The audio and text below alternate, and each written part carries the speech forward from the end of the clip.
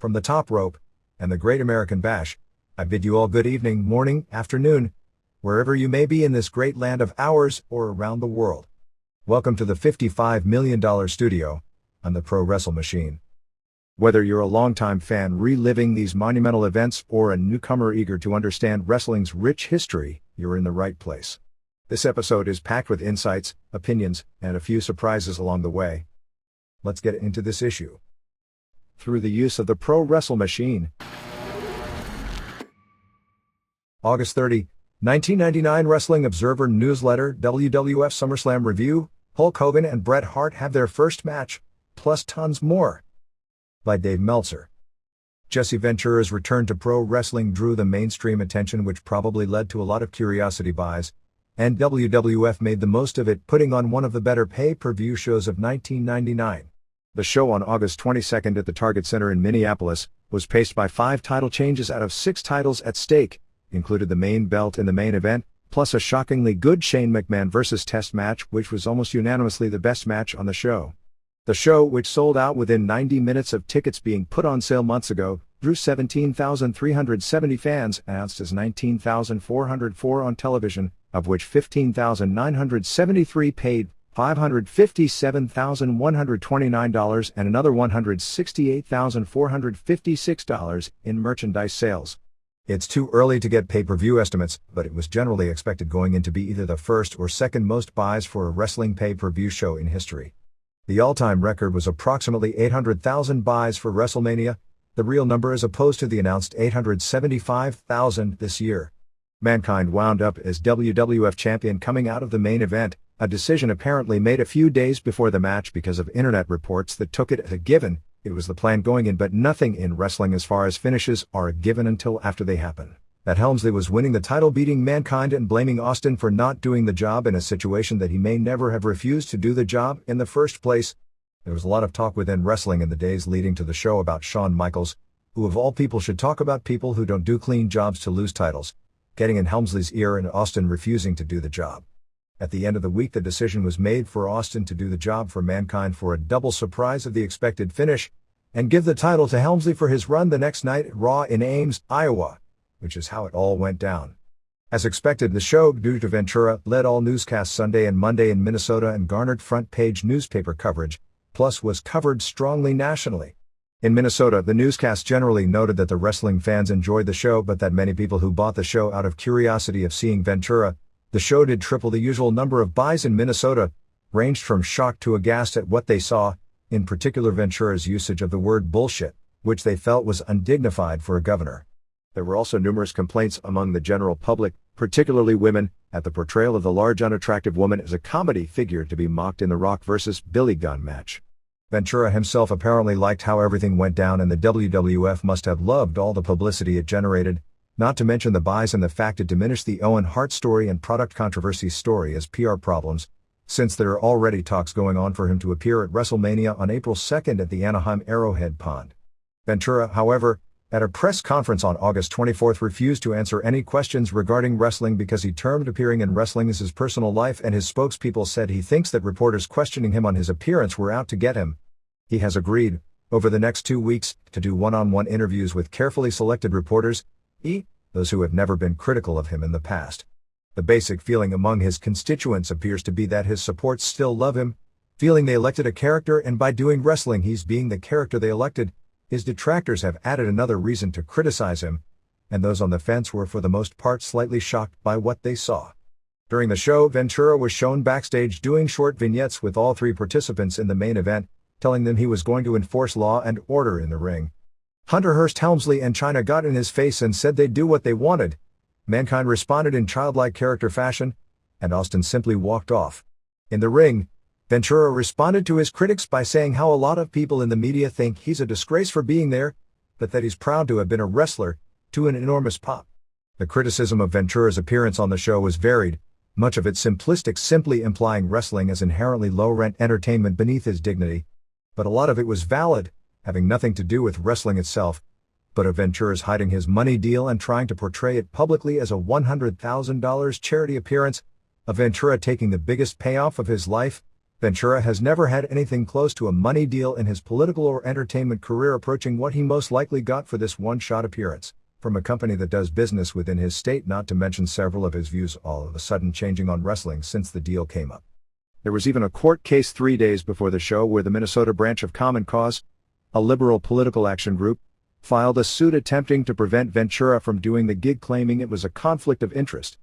Judge Kathleen Guerin threw the suit out immediately, claiming it had no legal basis, and that it failed to show how anyone would be harmed. Grounds needed to grant a temporary restraining order if Ventura did the show. While there was considerable debate within Minnesota about their governor doing pro wrestling, overall his popularity appeared to remain intact. Locally it appeared the media was stronger on the issue of him using his governorship to get the payday, but hiding the terms of the agreement from the public. The fact that the average Minnesota family is about to receive a $662 tax rebate couldn't have made Ventura's timing of this appearance with little effect on his personal popularity any better.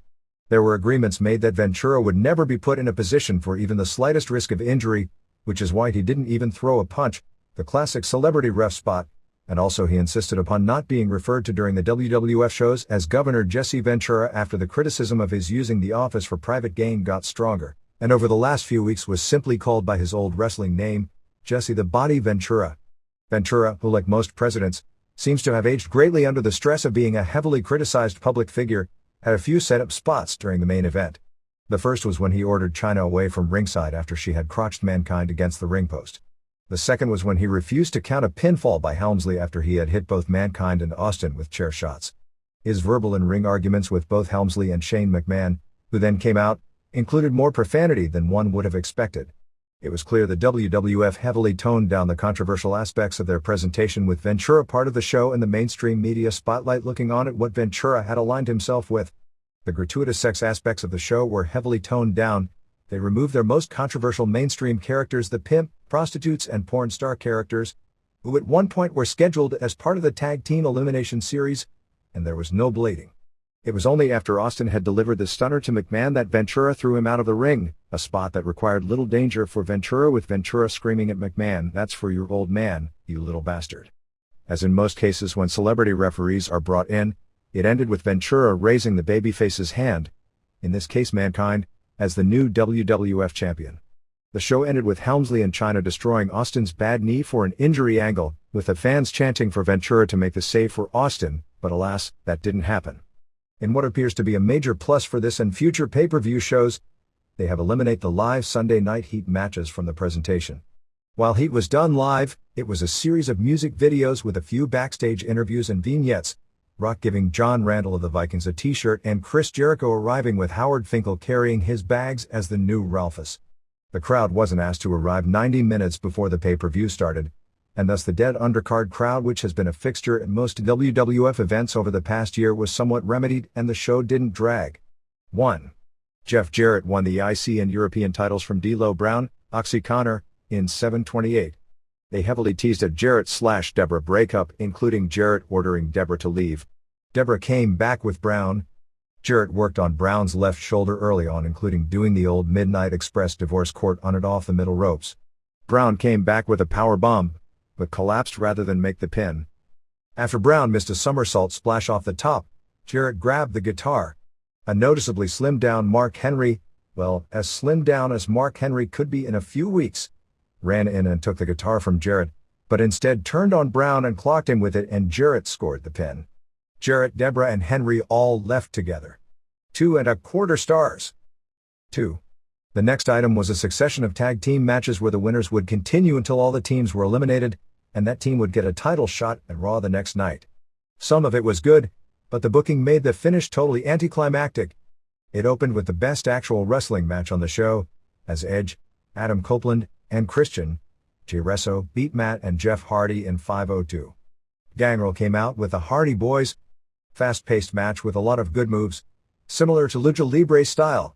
The finish was strong, with Edge and Jeff both walking the barricades and Edge leaping off with a spear in a really creative spot that didn't hit perfectly. Christian delivered a plancha onto Jeff, and then Matt did a moonsault off the top rope to the floor. In the ring, Christian pinned Matt after an elbow drop off the top rope. Crowd really enjoyed the finish. 3.25 stars. 3. Christian and Edge beat Mideon Dennis Knight, and Viscera, Nelson Frazier Jr., in 159. Crowd was dead after the previous match. Viscera did show some mobility delivering a rolling heel kick. Finish saw Viscera squash Mideon in the corner when Edge moved, and then Edge pinned Mideon with a spear. 1/2 of 1 star. 4. Christian and Edge beat Draws, Darren Drozdov, and Prince Albert, Matt Bloom, in 149. Albert did a torture rack into a neck breaker. Christian delivered a pescado onto Draws and Edge pinned Albert after a downward spiral, same as Flatliner. Although short, it was very good for what it was. 2 stars. 5. Farouk, Ron Simmons, and Bradshaw, John Layfield, beat Christian and Edge in 415. This wasn't as good. Christian got a good near fall on Bradshaw with a tornado DDT. The Hollies came out early. Bradshaw pinned Christian after a lariat. 1 3/4 stars. 6. Farouk and Bradshaw beat Bob, Robert Howard, and Crash, Aaron O'Grady, Holly in 248. The Hollies fought each other a lot. Farouk ended up pinning Bob after a spinebuster. This didn't seem to serve any purpose since nobody thought the Hollies had a chance and they never got to show any serious offense. The story would have been better had Christian and Edge gone through everyone and lost in the finals to a fresh team. 1/4 of 1 star.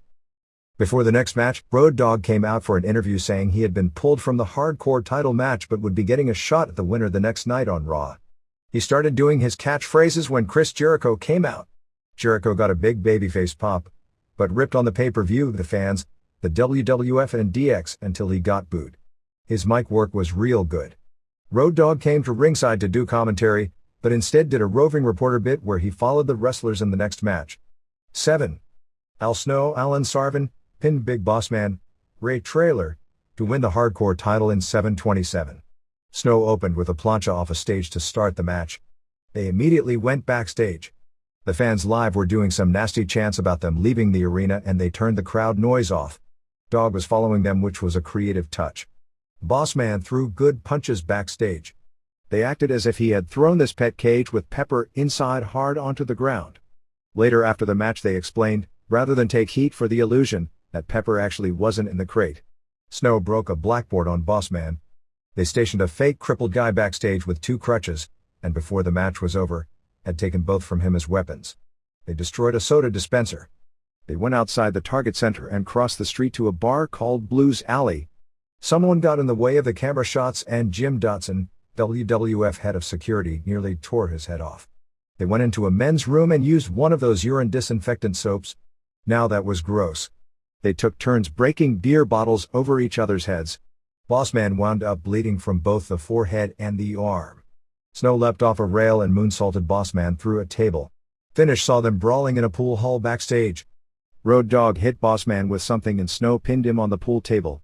After the match, it appeared Stevie Richards and Blue Meanie were trying to kidnap Pepper, except I guess they were afraid of heat from animal cruelty groups and the announcers specifically said they weren't trying to kidnap Pepper. Snow beat them both up for apparently no reason with a crutch. 2.5 stars. 8.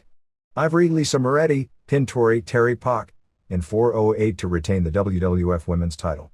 Nobody cared. Ivory has new implants. Ivory tried a giant swing. It wasn't exactly a Sei Hiroshi. Tori did a Devil Masami power bomb flip. Overall it was really horrible, as in worst match of the year caliber horrible. Finish saw Tori go for a sunset flip and Ivory just sat down on her for the pin. After the match, Ivory undid Tori's top but she was face down. Luna Vachon, who is back, apparently since she was fired for making life miserable for Sable, and Sable is no longer around, she can be brought back, made the save chasing Ivory away. Fans booed this heavily, not because the match was so awful, but because Tori got her top back on before anyone saw her breasts. -2 stars. 9. Ken Shamrock beat Steve Blackman in a Lion's Den cage match in 906. After the Bossman match, the weapons aspect didn't have the impact, and this was too long with such a confining gimmick. Shamrock had a good Lion's Den match previously, but that was working with Owen Hart and not Blackman. They used nunchucks, a cane, a kendo stick and other martial arts sticks. Blackman hit Shamrock on the forehead square, which is actually the safest place to take such a blow because that's where the skull is the thickest, with a kendo stick. Shamrock came back with a belly-to-belly suplex and a kendo stick shot, and apparently Blackman was counted down for a 10 count. It was never made clear, since we were told the first person out through the door wins, and the bell rang with Shamrock still in the cage. 1.25 stars. 10. Test. Andrew Martin pinned Shane McMahon in 12-14, which means that Test can now date Stephanie and Shane has to leave them alone. I was waiting for Test to go through all this adversity to get her. And then have her dump him, because in pro wrestling booked by men, the woman, especially your wife, always screws you in the end, but the rules are different for Stephanie. Test came out with his ribs taped because of an angle where McMahon attacked him on heat. The posse came out with various body parts in casts and slings. Pete Gas is so ridiculously comical in his lack of charisma. Anyway, they sat in a couch at ringside drinking champagne. McMahon looked really good. With the exception of his selling inside the ring, you'd have no clue he's only done a handful of matches. It was sure clear he wasn't trained at the power plant, although if he was, he'd probably have a better physique and probably would have done a negative star match. They brawled in the stands. Test pressed McMahon and threw him over the barricades onto his buddies, and the couch tipped over and they all flew backwards. Test started beating on them with a broiler pan. They should have at least had a barbecue at ringside to make sense out of that. They came back to beat on Test. McMahon hit him with a mailbox and a do not enter sign. Test had a glass-framed photo of the posse broken over his head. McMahon did a leapfrog and flying elbow drive spot. Let me tell you, Blackjack Mulligan never did the spot 1/3 that good. He missed a twisting splash off the top rope. Test delivered a powerbomb, but Rodney Lionheart distracted ref Mike Ciota. Test kicked Ciota and hit McMahon with the do not enter sign. The posse attacked him again and set him up on the Spanish announcer's table. McMahon came off the top rope with a flying elbow through the table in the spot of the show. Both were selling like they were dead and rolled into the ring. Joey Abs threw water on McMahon's face to revive him, but Test kicked out of the pin. Pete Gas hit McMahon with a sign when Test moved, but on the near fall, Abs pulled McMahon to the ropes. Rodney then hit Test, but Test kicked out of that pin. Pat Patterson and Gerald Briscoe showed up and started brawling with the posse to a big pop. Finally, Test kicked a chair into McMahon's face, used his pump handle power slam, Wrath's meltdown, and finished with an elbow drop off the top rope. 3.5 stars. 11. Undertaker Mark Calloway and Big Show Paul White won the WWF tag titles from X-Pac, Sean Waltman, and Kane Glenn Jacobs in 12:01. Kane was worked over early. X-Pac hot tagged in doing his kicks on Undertaker, but Show cut him off and he got destroyed for several minutes. He was press slammed and dropped on the guardrail by Show, then pressed and thrown back in the ring. Undertaker crotched him on the post and Show headbutted him to the groin. Show also used a neck-hanging tree slam. He teased the choke slam, but Kane saved him. X-Pac low-blowed both guys and made the tag. As they built to the finish, X-Pac went for a pescado on Undertaker, but he caught him and slammed him into the post. Later the Bronco Buster spot was set up. X-Pac did it the first time to Show, but the second time Show caught him and choke slammed him. Show put his foot on X-Pac's chest for the pin, but X-Pac kicked out. Undertaker got mad at Show for the arrogant cover, tagged in, tombstoned X-Pac and got the pin. They teased problems with the champs after the match. 2.5 stars. 12. Rock, Dwayne Johnson, pinned Billy Gunn, Monty Sop, in 10-12 in a Kiss My Ass, or as it was referred to on some promos on stations not nearly as liberal as the USA Network, a Kiss My Backside match. Gunn came out with a short, very large woman under a sheet and said when he won, Rock would have to kiss her ass and not his. They brawled some outside the ring. Gunn hit Rock with the ring bell. Gunn countered a rock bottom and used a neck breaker. Rock got a bloody nose and made a comeback with a float over DDT. Gunn finally used his famouser, and went to rub Rock's mouth on the woman's ass as she lifted up a fairly short dress and showed these huge panties. During the match, Lawler and Ross kept speculating on what kind of underwear this large, scary-looking woman was wearing. Rock reversed things and shoved Gunn's face to her ass, then hit the rock bottom and people's elbow for the pin. Reports are that Rock was very upset working with Gunn midway through the match, and this contributed to a somewhat disappointing match, a fact he pretty well made clear on television the next night when he tried to categorize Gunn with Gangrel and even Brooklyn Brawler as wrestlers the level that he shouldn't even be booked with. 2.75 stars. 13. Mankind, Michael Foley, won the WWF title in a three-way match over Steve Austin, Steve Williams, and Hunter Hearst Helmsley, Paul Levesque, in 1623. All brawling early, a lot of it outside the ring. Mankind seemed pretty limited because of his bad knees, and while it's hard to tell because of his ring costume, he's looking really heavy, so the combination made him move slow. Austin gave it all he had, and was working really hard, but it was evident the right knee was giving him a lot of problems. Most of the match they worked over his left knee. The storyline was enough to keep it entertaining, but 3 ways are hard matches to do, and Helmsley isn't a top-level worker to where he can cover for 2 injured guys. Mankind got the claw on Helmsley, but Chyna broke it, leading to the spot where Chyna crotched Mankind and Ventura booted her. Austin was selling the left knee big while his right knee was buckling. Mankind's only crazy bump was missing a senton off the apron and taking the bump on the floor. Triple H tried the pedigree, but Austin blocked it and catapulted him into Mankind. Austin used a stunner on Mankind, but Triple H made the save with a chair shot, then hit another chair shot on Mankind, but Ventura wouldn't count the pin. That's where Shane McMahon ran in, got stunned by Austin and thrown out by Ventura. Mankind put the Socko claw on both men, but Austin broke it. Triple H went for the pedigree on Mankind, but Austin clotheslined him. Austin hit the stunner on Triple H, but Mankind saved, and then Triple H used the pedigree on Austin, followed by Mankind using the double arm DDT on him, and Mankind pinned Austin to win the title. After the match, Triple H delivered one chair shot after another to Austin's knees. There was a lot of serious old-time heat for this post-match. 2 3/4 stars. For those who had waited for years for the first ever singles match between Hulk Hogan and Bret Hart, it turned out to be an anticlimactic climax. At WrestleMania on April 4, 1993 in Las Vegas, after Hogan won the WWF title from Yokozuna in a matter of seconds in an impromptu match over Yokozuna had won the title from Hart, the plan was for Hart to finally surpass Hogan as the top star in the promotion with a title win at Summerslam. Instead, Hogan decided to leave the WWF instead of losing to the smaller wrestler. During Hogan's heyday, Hart was considered mid-card talent because pro wrestling was so size-oriented, picking huge Yokozuna as his opponent to drop the title to on June 13, 1993 at King of the Ring in Dayton. As it turned out, with business at a weak point, Vince McMahon decided to create a new Hulk Hogan, and Lex Luger spent tons of money with the famed Lex Express bus and the biggest push he'd ever given to a wrestler, and groomed him for the title in a long chase that would end at the next WrestleMania. But Luger never got over to their expectations, and by the time WrestleMania rolled around, it was Hart who wound up with the title. There were years of bitterness between Hart and Hogan over these events and of words spoken between the two. Apparently, that bitterness is long over, at least on the surface it appears to be. Shortly after the death of Owen Hart, it was Hogan who suggested that when Bret returned, that he should drop his title to Hart in a babyface versus babyface match that was tentatively scheduled for Fall Brawl on September 12 in Winston-Salem, North Carolina, that would be billed as their first ever meeting after Hogan on Nitro would talk Hart out of retirement.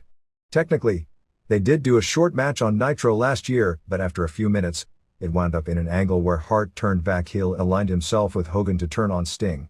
But this is no longer a business of long-term planning. The Hogan vs. Hart face versus face angle and title switch idea was since dropped. And over the weekend, Hart, who had been given no starting date to return to WCW, was called to work 3 house shows and title matches against Hogan, since both Ric Flair and Randy Savage would be no-showing the events in San Francisco, Reno, Nevada, and Los Angeles. The double main events scheduled for all 3 nights were Hogan and Sting vs. Savage and Sid Vicious, and Bill Goldberg vs. Flair. Flair missed the shows due to his back injury and didn't attend the shows, even though WCW has attempted to implement a policy where injured wrestlers at least make appearances at the house shows so fans don't feel like they're being cheated by so many no-shows. On this weekend run, both Conan, injured neck, and Kurt Hennig, injured knee, appeared in their corners of a Filthy Animals vs. West Texas Rednecks match. The situation with Savage isn't as easy to explain. Savage blew up at WCW after the Road Wild pay-per-view show, claiming that Hogan was trying to sabotage his career and missed August 16 Nitro, although few fans actually noticed. His basic claim was it was Hogan who made the call to drop the Humvee driver angle, which was dropped and then brought back, but then dropped again, and claimed Hogan had elevated Sid Vicious into his spot as the lead heel. Plus all of their past love/hate relationship going back nearly 15 years always comes up when Savage and Hogan have their problems. He basically refused to work the weekend house shows, although at one point he was in communication with WCW house show promoter Zane Bresloff, who he has a long-standing relationship with, but still refused to work the shows. With 2 of the top stars no-showing and both main events destroyed, the original plan was for Hogan and Sting to face Vicious and Rick Steiner and Goldberg vs. Meng. Instead, on August 19, Bischoff called Hart up and told him he was starting back as a sub for Savage on the 3 weekend shows, and that he'd be facing Hogan in singles matches. There was no advance publicity of this match, which at least theoretically should have been something of a draw if it had been promoted in any of the 3 cities, none of which had strong advances going in despite advertised lineups featuring most of WCW's top draws. It was really something for WCW to work so hard to give a more attractive main event than advertised due to the internal problems. When WCW was riding high and selling out its house shows and these problems were taking place, they never went to this kind of effort to bring in subs, and eventually it was going to catch up to them. Now it has long since caught up with them, and they debuted a dream match at 3 house shows with no pub and for shows that didn't even have good advances. In San Francisco, very few of the crowd of 5,605, actually I was amazed at how few had any idea of how the show was going to change. There was never an announcement made about Flair or Savage not being there. Early in the show, Hart came out in street clothes to a huge pop, since virtually nobody knew he was going to be there. He said he was having trouble making up his mind but had flown in with his gear and challenged Hogan to a match later in the show, which drew a huge reaction. Later, announcer Dave Penzer said that Hogan had accepted and the dream match would take place as the main event.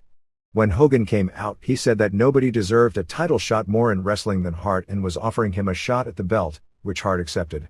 Both wrestlers got face reactions, although Hogan's reaction for the most part was far stronger than Hart's. Whichever wrestler was selling during the match was who the fans would be cheering for, but the reaction when Hogan was selling was stronger than for when Hart was selling. Hart didn't play to the crowd at all during the match while Hogan did, which probably accounted for some of that, although Hogan got a huge reaction coming out in his red and yellow. Still, there is no way to examine a crowd of 5,700 paid in a building like the Cow Palace in a city like San Francisco with Hogan and so many other big names like Sting, Goldberg, Vicious, Savage, Flair, etc. booked on the undercard and say that anyone in the company is truly over. The match itself was wrestled 80s style, mostly mat wrestling. The wrestling was solid but neither did anything spectacular. Hart looked in very good shape but seemed wrestling like he was breaking his body in and was careful. Hogan's knee was bothering him badly, to the point that during the match, they eliminated some of the spots they were going to do. Eventually Hogan made his Superman comeback, which got the expected reaction, hit the foot to the face, but missed the leg drop. Hart then applied the sharpshooter, which got an unusually huge face pop, and the people really believed the title was going to change.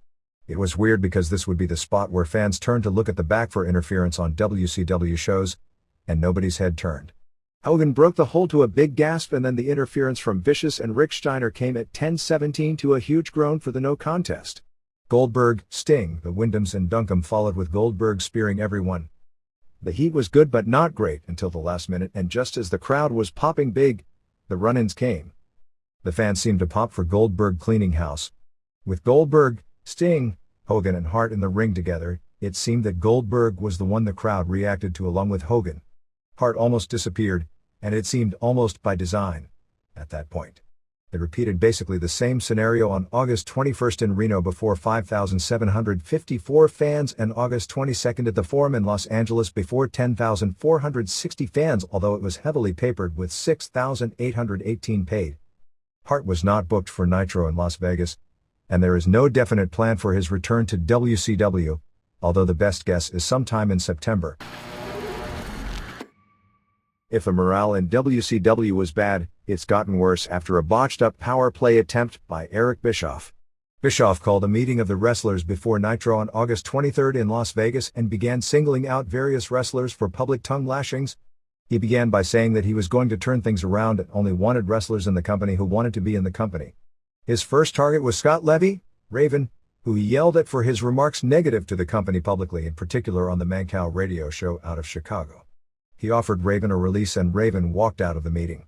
Target number 2 was Charles Ashenoff, Conan, who he yelled at for going over the PA in Reno in response to the Cowboys cutting a promo with a comeback saying something to the effect of "You guys look like you haven't had any pussy since pussy had you."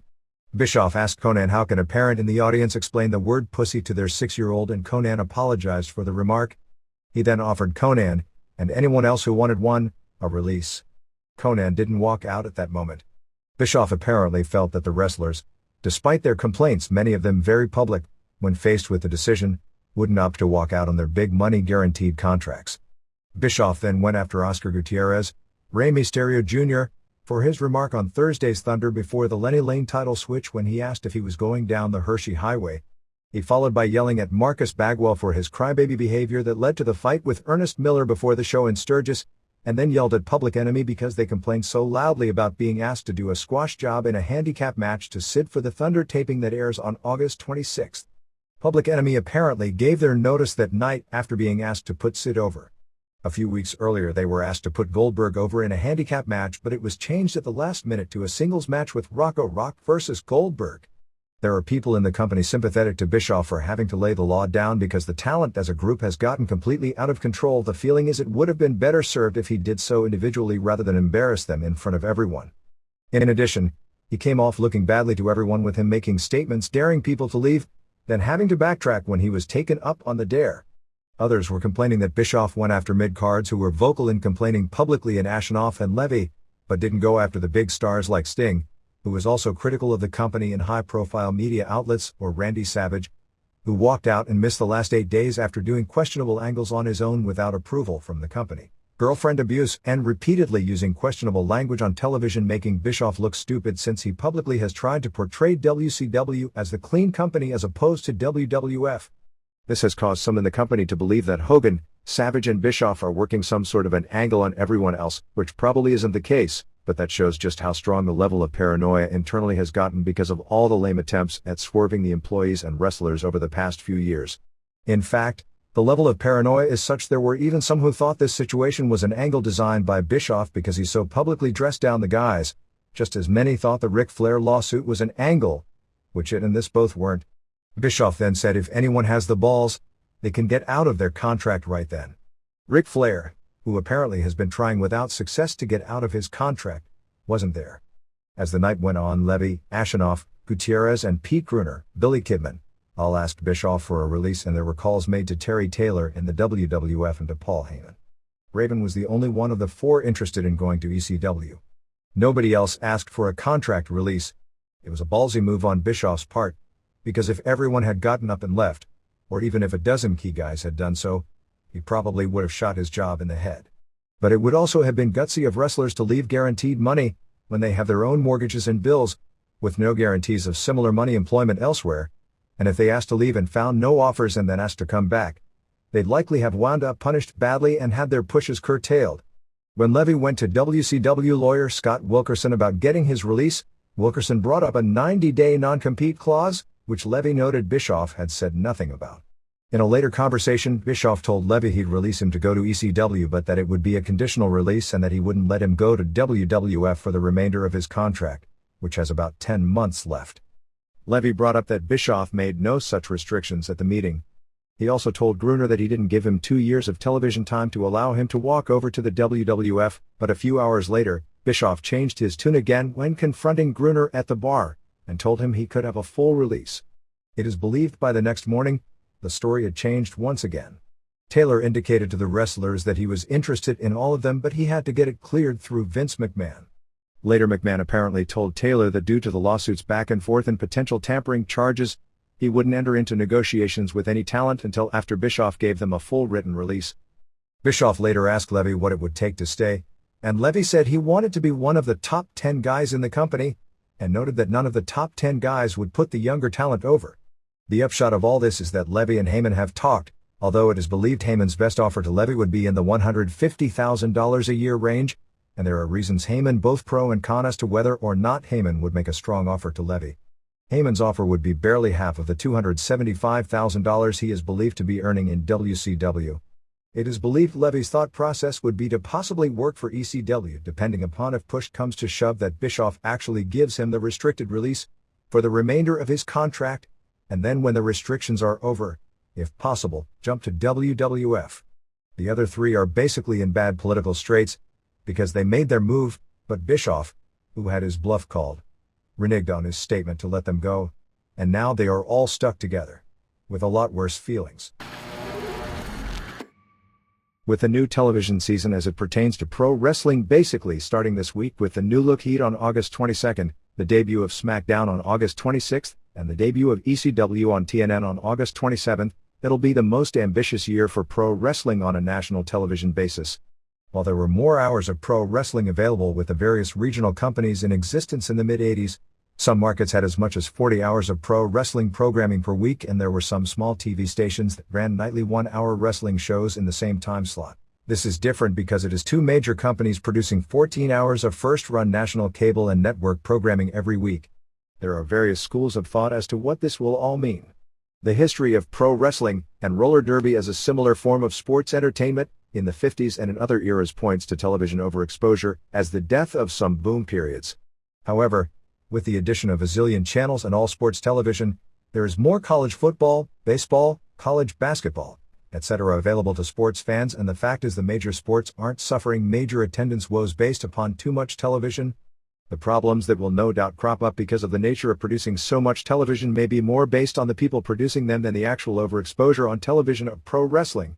In hindsight, WCW producing Thunder, a decision many were against from the start but one that the company really couldn't afford to turn down because of the additional income guaranteeing WCW to be so profitable, sped up the decline of the company.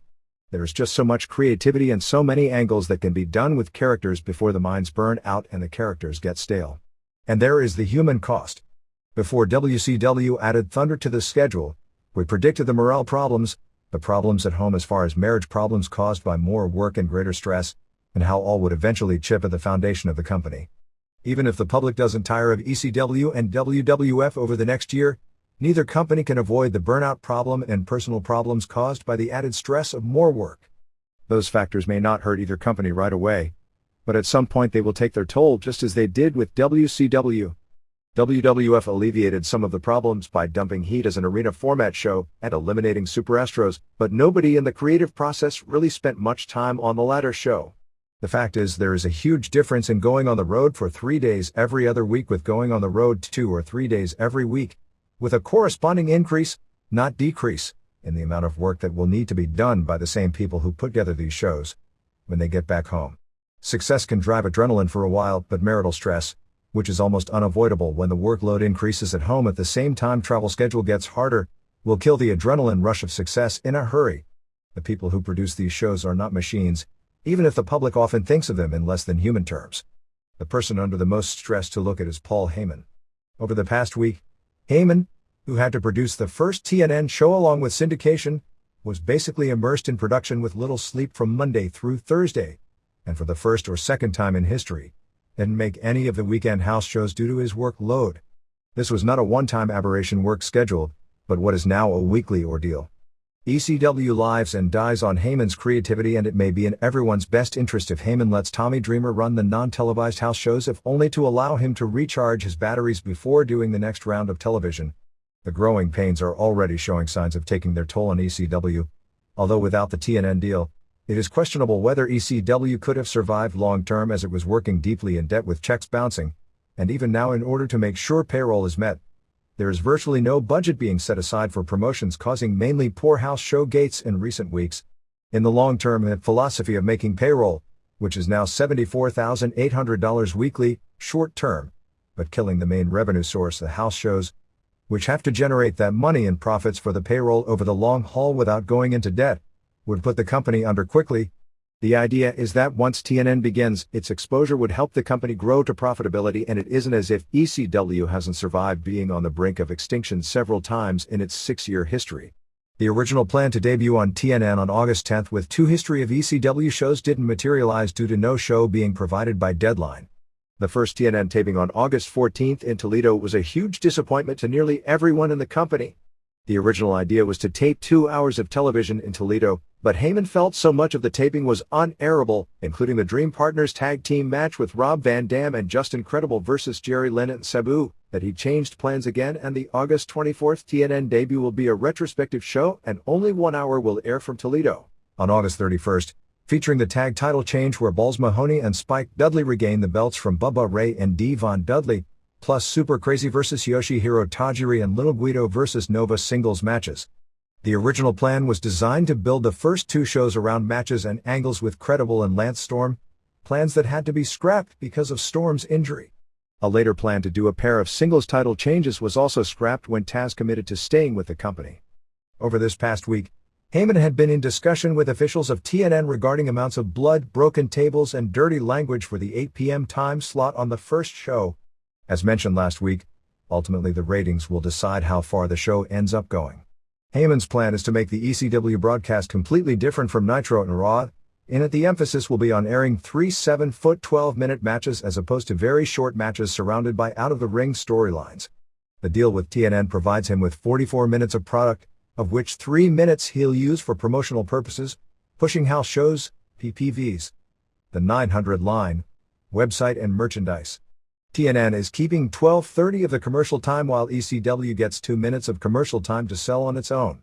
Since ECW is not being paid for the show by TNN, that means the exposure needs to help their business grow as they don't have a lot of commercial time to sell to make a huge profit just on the show being there. According to an interview with Kevin Dunn, the producer of WWF Television, in the August 24 New York Daily News, the biggest difference between SmackDown and Raw will be more lavish sets, slightly cleaner language and a concert-like light show stage. There will also be plenty of pre-taped out-of-the-ring footage added to the action taped every Tuesday at the arena.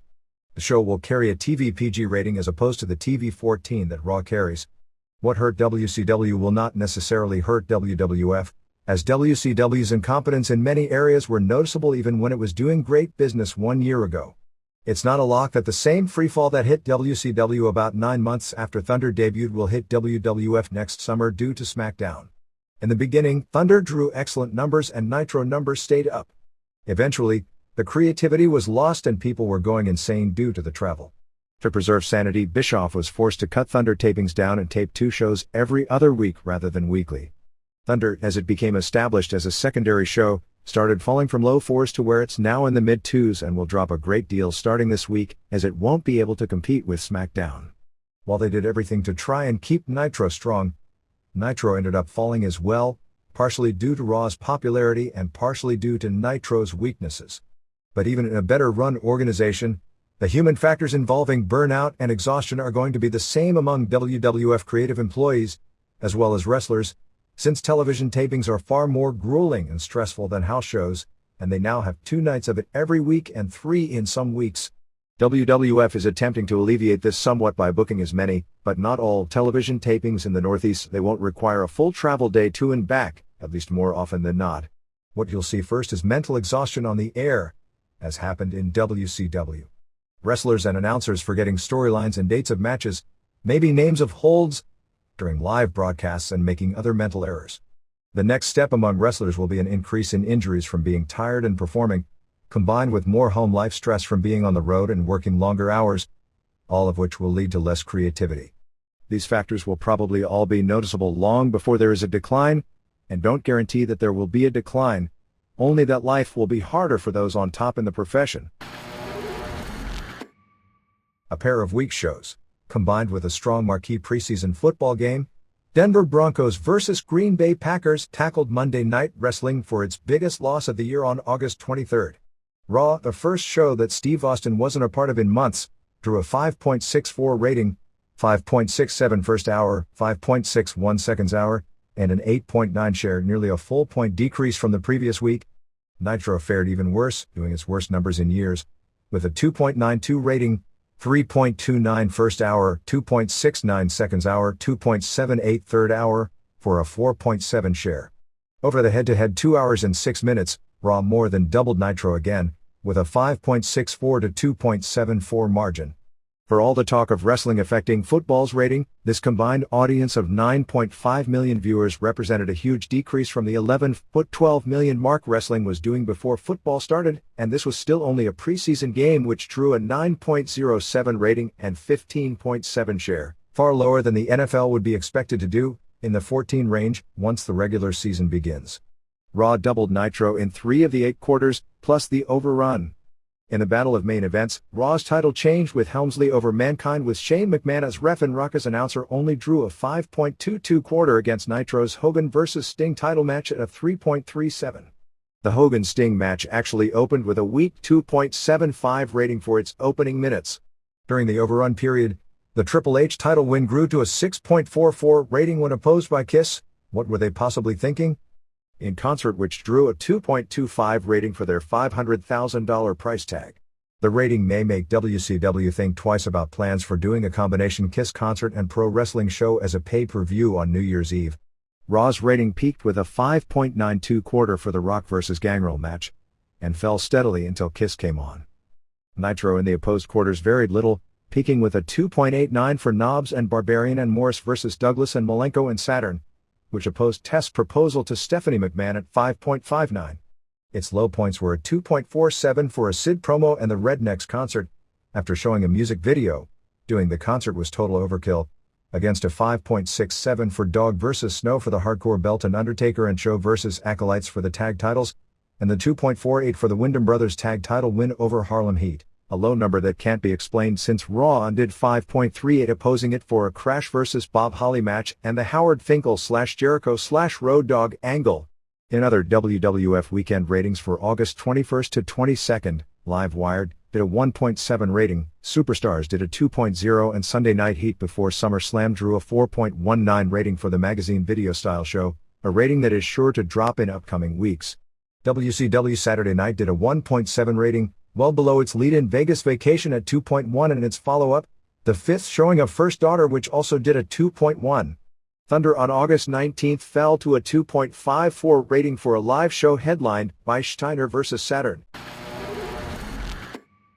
Thanks to Frank Marzelli for getting me a copy of the book Roller Derby to Roller Jam, the authorized story of an unauthorized sport written by Keith Coppage of Square Books. The vast majority of pro wrestling fans who grew up in the 60s and early 70s shared their interest in wrestling with that of roller derby, which was actually a far more popular televised form of sports entertainment in that era.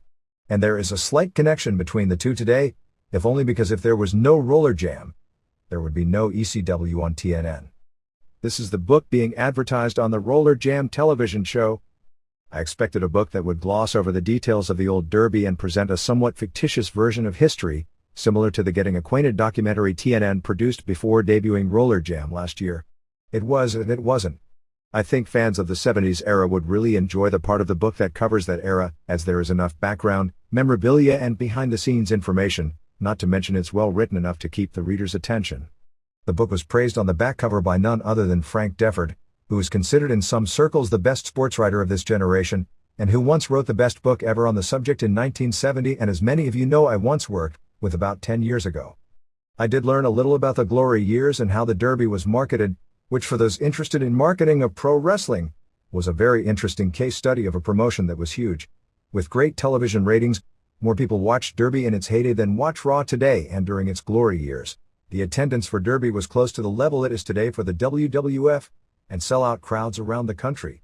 Just as important as a case study is how quickly it went from being a major sports attraction to extinction in different parts of the country on different occasions. The book theorizes why, blaming overexposure and the subsequent loss of television the first time. The second time it may have been the same curse that has shaken down so many wrestling companies, a failure to change the product to where it developed a sameness and predictability, and more importantly, the failure to create new superstars and phase out the existing drawing cards before they got stale. The book also talks about the current Roller Jam, and since it's advertised on their television show, its problems and the fact it hasn't been a hit are glossed over, and coverage of that is more along the lines of what you'd expect to read about WCW in its House Organ magazine, so that section is disappointing. To its credit, I read the book in one day, and was immersed in it. The negatives are the creation of some of the same historical mythology from the TNN documentary. In this book, the Roller Games, Derby's rival promotion, was never referred to. It would be like someone in the year 2015, writing a book on the history of pro wrestling and, depending on who controls it by then, Time Warner or WWFE, rewriting history as to not include that the other even existed. Not all that unlike the A&E Unreal story of professional wrestling video and TV special in that regard. Quite frankly, there have been numerous magazine articles written this year on wrestling with a similar lack of understanding about wrestling's history, or even its 80s boom. There was an argument at the time that Derby's failure was because the less credible and more outrageous Roller Games made Derby's old-style plotlines and attempt to maintain sports credibility seem boring, like comparing today's All Japan with WWF, or maybe a better comparison would be Crockett's product versus McMahon's in the 80s. But Roller Games, which also peaked in 1971-72, flourished only briefly as a monopoly national promotion after Derby died before quickly going down the tubes when its attendances dwindled to almost nothing in less than 2 years. Where I was disappointed in that it almost became a whitewash as in instances where it was almost imperative to mention Roller Games. It was like watching a WCW broadcast where the announcers talk about someone's ECW or WWF background cryptically because they aren't allowed to talk about it. The biggest drawing game in roller derby history was a September 15, 1972 game in Chicago, which drew a sellout 50,118 to Comiskey Park with another 10,000 turned away at the door. In the history of Derby, that game is never gone into, it was referred to in passing only in that Joan Weston once skated before 50,000 fans, and a photo of the packed stadium with the track far enough that you can't see the uniforms away is in the book without mentioning the teams or circumstances of the game, because it was an interpromotional game with the Chicago Roller Derby franchise, the Pioneers, against the flagship franchise Los Angeles Thunderbirds of roller games, which ended up being an embarrassment because the fans largely rooted for the non-Derby team in its home city, and the popularity of the Chicago Pioneers was never the same. In the Roller Jam section, when talking about 51-year-old Richard Brown, the only superstar from the glory days still in it, Brown, who skated for roller games and not roller derby, is simply referred to as an alumnus of a non-Derby organization. It was written as if in 1973, when the original Derby folded, that was it, and everyone had their last game and nobody ever skated again until the new league opened this past year. It never mentioned that most of the skaters went to work with roller games immediately, and the historical story that somehow never got told of how they all started disappearing and roller games' subsequent storylines lacked consistency, and it fell apart not all that unlike WCW this year. There was no talk about the numerous attempts at revivals, how the skaters continued to hope and skate waiting for a comeback. The mythology again was that until this TNN series, it never existed again, something the author, a Concord, CA high school teacher, as an apparent lifelong fan and expert on the subject, certainly was more than familiar with the truth of. It even went on to claim that none of the original Derby skaters were in Roller Jam because none wanted to try out, recognizing they had had their heyday, when the truth is that it was made clear that they weren't welcome. I was also disappointed that the book didn't talk about the whatever happened tos of the skaters the author grew up on, especially him being from the Bay Area where most of the skaters lived, and it wouldn't be hard to track them down. For a wrestling fan who wants to read between the lines the stories of the success and ultimate failure of Derby both during its first heyday, 1949-51, fueled by television exposure and then killed by television overexposure, 12 hours per week of highly rated ABC network prime time for 3 years, after which, the overexposure killed it to where it was nearly extinct a few years later, and its second, 1960-73, fueled by the UHF explosion, and killed apparently by trying to grow too big too fast.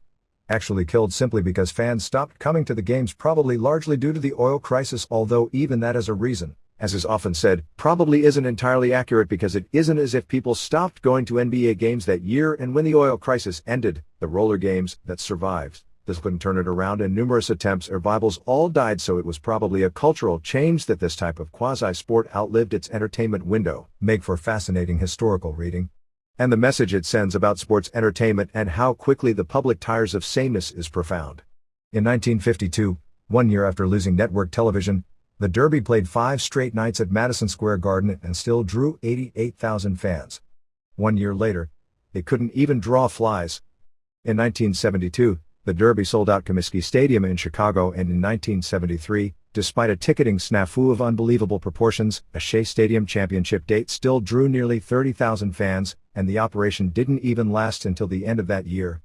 For people who grew up with the old Derby and have fond memories of names like Charlie O'Connell, the late Joni Weston, whose death was the catalyst of formation of the current product, and that quite frankly, she'd probably turn over in her grave if she saw, Mike Gammon and Ann Colvello, you'll find the book, at least before the promotional hype for the current product, a delightful read, and enjoy the insight into how and why it ticked. And you'll love the fact the book is laden with great nostalgic photos. If you are really into marketing and promotion of sports entertainment, the Derby is a tremendous case study to learn from, and this book covers that story well enough. But as a true history of bank track skating, it fell short, and there's probably a really interesting book out there that maybe someday, before all the participants pass away and the memories of everyone who saw it fade away and there is absolutely no interest left, somebody will write it. Japanese television rundown. August 8th, All Japan. 1. Kenta Kobashi and Jun Akiyama beat Vader and Gary Albright in 13:29. The match aired in its entirety and was really stiff. Vader at one point really clocked Kobashi with a clothesline. Albright got some great heat delivering a knee drop to Kobashi's taped-up nose.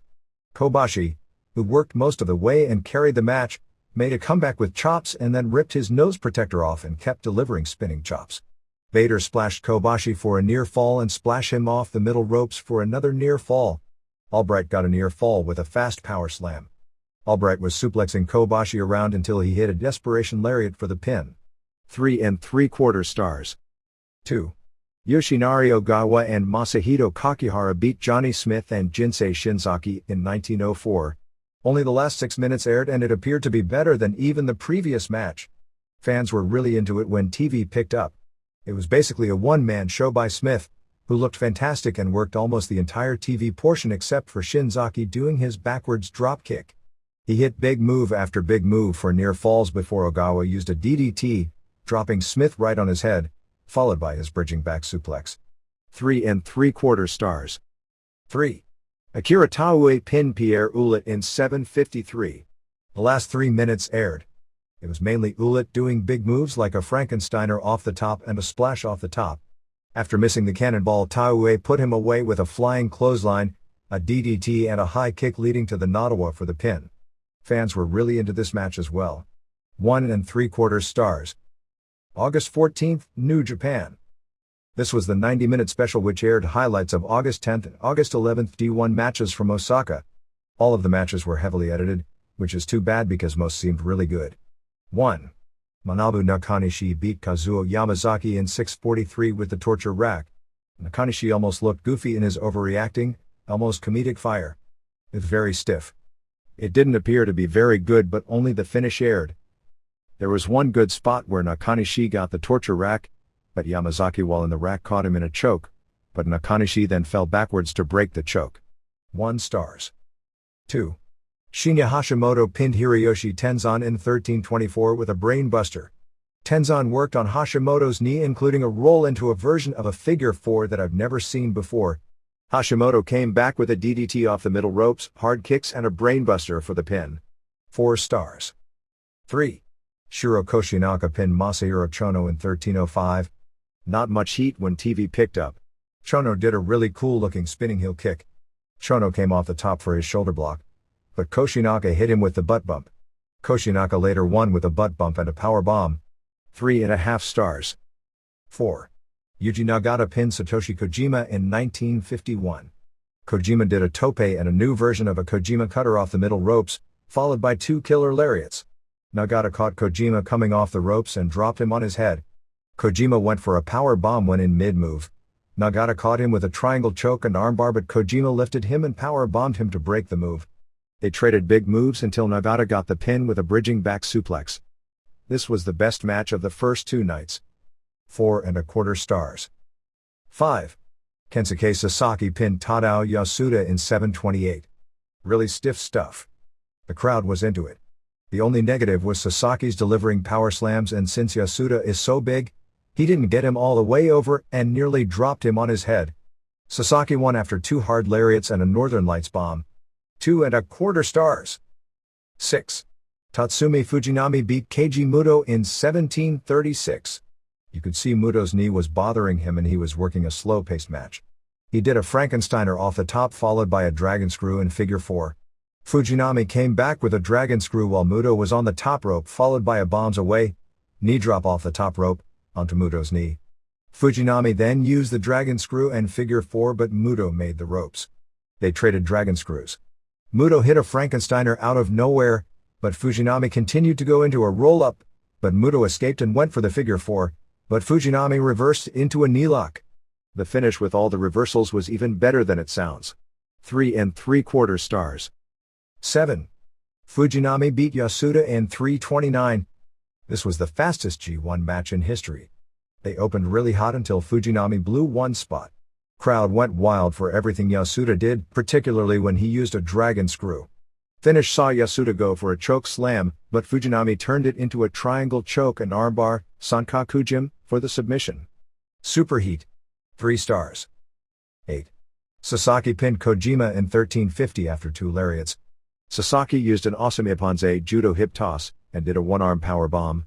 He also did some cool maneuvers to get an armbar. Kojima used a cutter off the middle ropes. Sasaki came back with a lariat, a power strangle, and 2 more lariats. 3.5 stars. 9. Muto beat Nagata in 21:11. Nagata dominated using his Nagata lock. This was a submission mat battle, and Muto is such a good worker that even with a bad knee and being limited, is strong enough on the mat to do this style of a match with Nagata. Muto came back with drop kicks to the knee. When Muto went for the figure 4, Nagata turned it into a heel hold. Finish saw Muto hit a Frankensteiner out of nowhere and maneuver into an armbar. It which was cool because Nagata pulled the arm first before Muto got it for the submission. 4 stars. 10. Tenzan pinned Yamazaki in 12:36. Yamazaki seemed dead due to knee problems. There was no heat and only the finish aired. Yamazaki's knees were shot and his kicks looked bad. Finally Tenzan pinned him after a diving headbutt off the top onto a knee.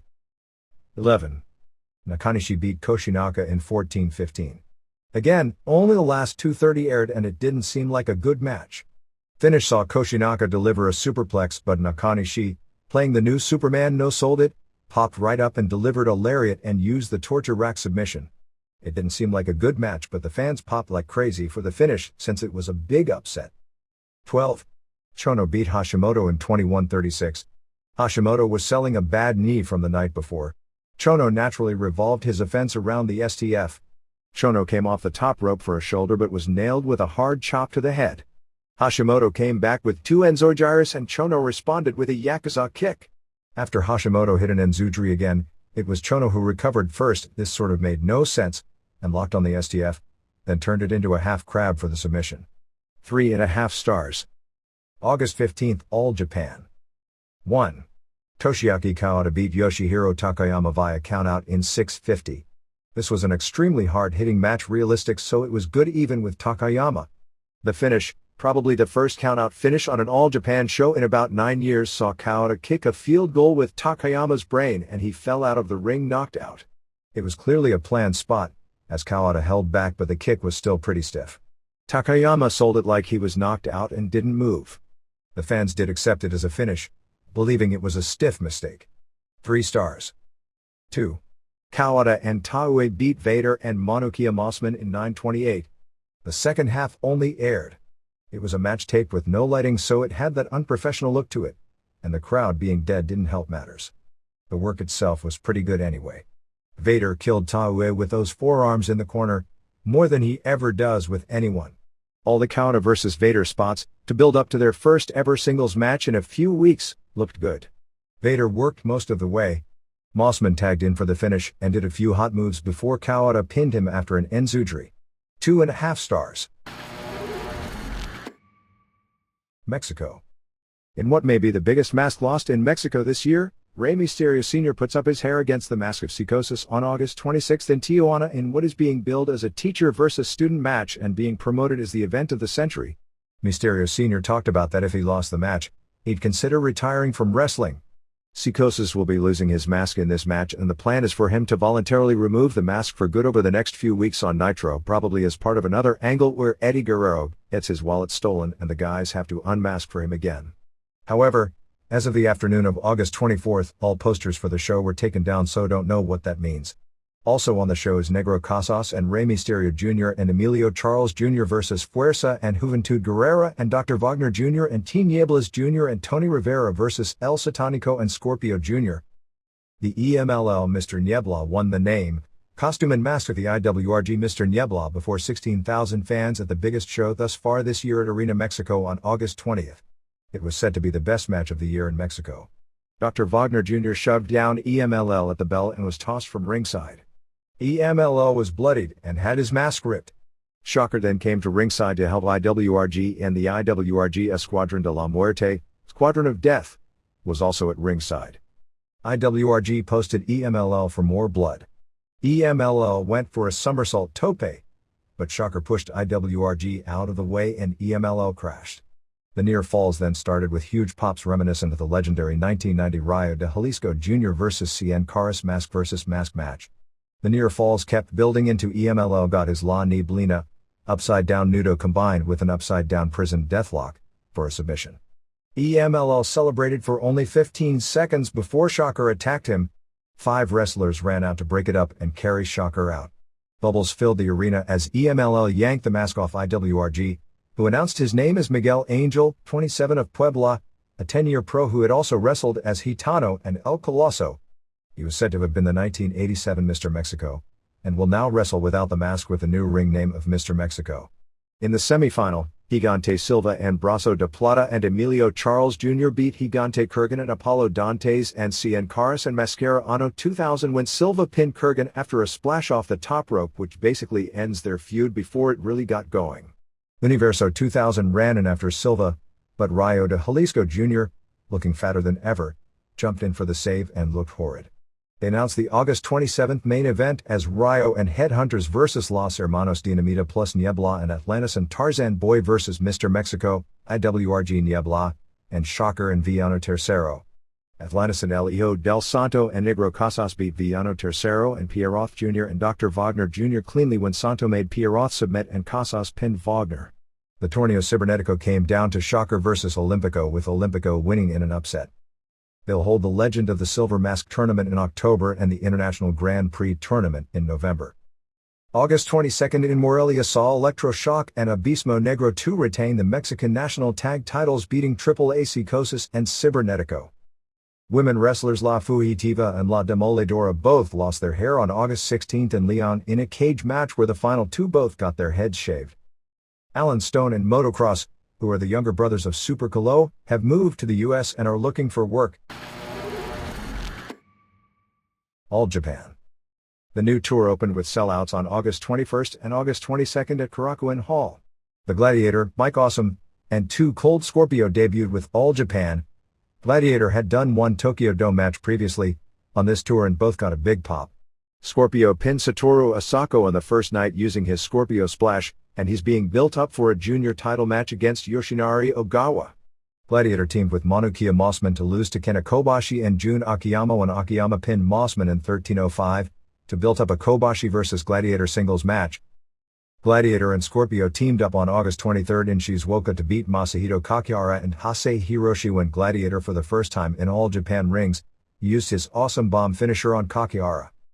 The Destroyer, Dick Bayer, was in Japan coaching the amateur wrestling team that Reed Fleer was on, saying he'd like to have one last match in Japan next year, I guess so he can say he wrestled in 6 different decades. Bayer will be 70 next summer, and said he wanted to team with sons Kurt and Richard in a 6-man tag against Rusher Kimura and Mitsuo Momota and another guy. All Japan signed former sumo wrestler Rikyo, real name Takeshi Inoue 26, a 310-pounder who retired from sumo in 1997. He joins Akira Taue, who was something of a name star in sumo before going into pro wrestling, which explains his push from the start. Jun Izumida, Rusher Kimura and Haruka Eigen as former sumos now working for All Japan. August 8th TV show did a miserable 1.2 rating even at the time slot it was moved back to. New Japan. Just days before the August 28th Tokyo Jingu Baseball Stadium show, the second match from the top, Nobuhiko Takada vs. Kensuke Sasaki, was cancelled, leading to tremendous bitterness from both sides. Takada's people informed New Japan on August 19th that he wasn't going to appear on the show. Takada has verbally committed to doing the show but hadn't signed a contract. The situation was similar to that in 1997 with Ken Shamrock, when Shamrock verbally agreed to do a match with Shinya Hashimoto at the Tokyo Dome, and New Japan announced it before the contract was signed. Shamrock wound up signing with WWF and New Japan had the Dome booked, which as it turned out forced them to elevate Naoya Ogawa from his first pro match. Takada pulled out when a better money offer was made for him to headline the September 12th Pride show at Yokohama Arena against Alexander Otsuka, the Battle Arts pro wrestler who made himself a martial arts name when he beat Marco Ruiz at last year's Pride show at the Tokyo Dome. I'd be virtually certain that even though most Pride matches are shoots, that Takada vs. Otsuka, matching 2 pro wrestlers and one being Takada, would be a workin' with Takada as the bigger star, that he'd go over, but that's just speculation. My impression is that Takada was going to be asked to put Sasaki over at Jingu, although that's just speculation as well. Takada was at the Pride press conference on August 24th and said he got both offers at the same time, but the New Japan offer presented many problems, which he didn't elaborate on, but complained about Nagashima as a booker and said that New Japan went back on its promises to him. On August 25th, Takada said he didn't cancel the match with Sasaki at the last minute, but it was his business relations with the company that fell apart because it was unbearable dealing with Nagashima. Takada indicated he wanted to meet with Fujinami and didn't want to close the door on working with New Japan. The news of his Pride match was first released by Otsuka on August 22nd at the Battle Arts House show, where he said he was facing Takada at the September 12th show. After that came out, New Japan scheduled a press conference for August 23rd to announce Takada not appearing on the show. Sasaki said he would be at the show and do an interview, but he wouldn't be wrestling and there would be no replacement match added. Nagashima was really angry, since he did the negotiating to bring Takada to the promotion, and admitted Takada had never signed a contract but that they had a verbal agreement. Tatsumi Fujinami, as company president, said that Takada had betrayed the company and that they would never use him in the future. It was announced that Hiroyuki Uno of War would be the referee of the Great Nita vs. Great Muta match, ending speculation that it would end up being Riki Choshu. The match is being billed as a no-rope barbed wire barricade time bombs electric mines double hell death match. There will be a point where they sound the alarm and 1 minute later they blow up the ring. All these stipulations were added when they realized Takada wouldn't be there and because the advance for the show has been disappointing. Weekly Gong and Weekly Pro had 48 and 49 color pages at the front of the book respectively this week covering the G1 tournament matches from Tokyo. Gong had another 25 color pages in the back covering the Osaka matches. TV ratings were 2.2 on August 7th, 7.7 on August 14th and 6th.0 on August 15th, the latter being afternoon specials covering G1. We'll have a complete review on the final night at Sumo Hall in next week's issue. Other Japan notes. The Ventura doing WWF story was covered as a major international news story within the news section of Japanese newspapers as opposed to a sports story as most wrestling stories are covered. There were 7 shows in the Tokyo metro area on August 22nd alone. Besides All Japan selling out Korakuen Hall, K1 selling out the Ariake Coliseum, Atsushi Onita ran a show outdoors at the Ariake Rainbow Plaza drawing sellout 5,725 near the Coliseum. LLPW ran an afternoon show at Korakuen Hall drawing about 1,500, headlined by Harley Saito ending the long reign of Shinobu Kondori as LLPW champion. JD ran at the Kawasaki City Gym, drawing a poor crowd announced as 1,700 for the title versus title match where WWWA champ Kyoko Inoue went to a 60-minute draw with TWF champ Linus Asuka, plus Gia Anderson also ran smaller shows within the Tokyo city limits drawing a few hundred. Onita's show was headlined by a no-rope barbed wire scapegoat hell barricade mat street fight tornado electric mine dynamite deathmatch. Few. Onita and Samba Asako and Sanshiro Takagi and Mitsunobu Kikuzawa beat Genichiro Tenryu and Shoji Nakamaki and Ichiro Yaguchi and Hiroshi Ono in 15:35 with Onita pinning Ono after a Thunderfire powerbomb in 15:35. Mr. Pogo was at the show doing an angle to set up Pogo as the mystery partner for Tenryu in a barbed wire match on September 7th at Korakuen Hall at the War Anniversary show against Onita and Nobutaka Araya. Onita had built it up for weeks that he was inviting Keiji Muto to the show so he could see firsthand what an electric barbed wire match was all about. They had a chair at ringside for Muto, but Muto didn't appear, with the word being that he had already planned a vacation with his family. At the Gia show, the main event saw Mayumi Ozaki and Sugar Sato beat Akira Hokuto and Chikeo Nagashima. After the match, Hokuto was attacked by Itsuko Mita, who clocked her with a chair, and Ozaki made the save for Hokuto, so they're going to become a team. It looks like they are building to a match on September 15th at Yokohama Bunka Gym with Ozaki and Hokuto vs. Mita and Mima Shimoda. Rings ran August 19th at Yokohama Bunka Gym before 4,670 with a double main event of Kiyoshi Tamura retaining the Rings World Heavyweight title beating Joop Kasteel in 12:17 with an armbar in what I'd strongly presume to have been a worked match, and Tsuyoshi Kosaka beat Gilbert Yvel, who was injured. I don't want to speculate on that match until seeing the tape. Their first match, with Yvel won, was a shoot. Kosaka was ahead on points before losing, so he may have wanted a shoot for revenge. Rings in the past when a top star gets upset in a shoot, Tamura to Valentin Overeem, has booked the rematch with the Japanese going over in a worked match. After Tamura retained the title, they set up a title versus title match with Masayuki Naruse, who holds their title in the 209-pound and underweight class to unify the belts. Antonio Inoki returned to Japan on August 20th and claimed UFO would be getting local television in Los Angeles and be promoting a show there in November, and claimed they would run a show in China in December and claimed they would promote a major show in North Korea in October. He even talked about Michael Jordan appearing at the Korea show. Well, he did get Muhammad Ali to appear at his last Korea show. FMW ran 2 Korakuen Hall shows this week, on August 20th and back on August 23rd. With Hayabusa's 2 final matches in Tokyo with his mask, he's unmasking on August 25th in Sapporo. On the first show, FMW owner Shoichi Arai did an Eric Bischoff and pinned Riki Fuji due to outside interference from Koto Fuyuki. Masato Tanaka won the independent world heavyweight title beating Mr. Ganasuke in 20:57. Hayabusa worked as Darkside Hayabusa teaming with Tetsuhiro Kuroda and Hisakatsu Oya to beat Koji Nakagawa and Yukihiro Kanemura and Haido. The August 23rd show featured the debut of Giant Steel, Errol Carolet, who formerly wrestled in All Japan, Mexico and WCW as Nitron and New Japan as the Giant Barry Gaspar in one of New Japan's all-time worst angles ever. He's about 6'10", who beat Yoshinori Sasaki in 40 seconds. Fuji and Tanaka beat Fuyuki and Arai. Kuroda and Oya won the Wu Tag titles, beating Koji Nakagawa and Geto in 14:52 when Oya pinned Geto. Hayabusa then won the Wu Brass Knucks title, pinning Kanemura in 18:24 in his final match as Hayabusa in Tokyo.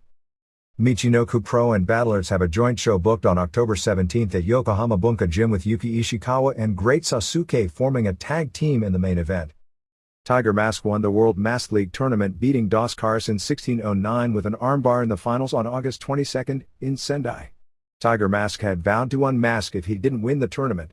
The top 3-point getters from the tournament, Tiger Mask, Sasuke, and Curry Man, were joined by Dos Caras, who automatically got into the semifinals by virtue of winning the first tournament on August 21 in Yamagata. TM beat Sasuke and Dos beat Curry Man. Brandon Iwa actually was the top point getter, but he suffered a broken forearm in his August 13 match with Sasuke and is now out of action. While on tour, Dos Caras and Gran Hamada and Great Sasuke headlined as a trio. The lowest point getter in the tournament, who had to unmask, was Doc Chan, who unmasked on August 20 in Koriyama, revealing Jody Fleisch, 19 years old, built from South Africa. He's actually from England, and more notes on him, he's 5'8.5" and 120 pounds. He wrestled under his real name on August 22 and wants to return to Michinoku as an unmasked wrestler. Keep his name in your memory bank because there will come a day when he's a star in this business. Megumi Yabushita won the AWF title as the semifinal to the Asuka Inoue match on August 22 in Kawasaki. Yabushita beat Yuko Kosugi to win the title, while AJW's Momoe Nakanishi beat Sumi Sakai to keep her WWA Super Lightweight title. On the AJW television show, they had a shoot missile dropkick contest where they had a ball held by a string and they had to dropkick the ball. They started at 2 meters, 6'7", then raised the ball to 2.3 meters, 7'7", where only a few women remained. At 2.5 meters, 8'2", everyone bombed out except Manami Toyota, so she was the missile dropkick champion. Big Japan is going to declare a Big Japan sumo champion with Daikokubo Benkei, who once did sumo, against Black Bear on August 28 in Odawara. Here and there. A couple of deaths to report. Anne Laverne, who was a notable woman pro wrestler of the golden age of women's wrestling in the 50s, passed away on August 19 at the age of 76. Laverne began her career in 1943 and was part of a notable pro wrestling family. She married Robert Pico, who wrestled under the name Pancho Villa. Two of their children became wrestlers, Bobby Lane and Marie Fifi Laverne, who married Gordon Nelson, and Steve Nelson, the Amarillo wrestler of USWF fame, is her grandson. Walter Johnson, who was far more famous as an all-pro defensive lineman for the Cleveland Browns in the 70s, passed away back on June 29 at his home in Cleveland at the age of 56. Although not as famous, Johnson was actually a better football player than either Wahoo McDaniel or Ernie Ladd, who were his contemporaries who went from football into wrestling stardom. But Johnson, who I recall as being big and strong in a territory of generally smaller guys, but not the slightest bit charismatic or agile. He didn't have it as a pro wrestler, but they tried to push him because of his stardom in football. He wrestled during the offseason, generally around Cleveland.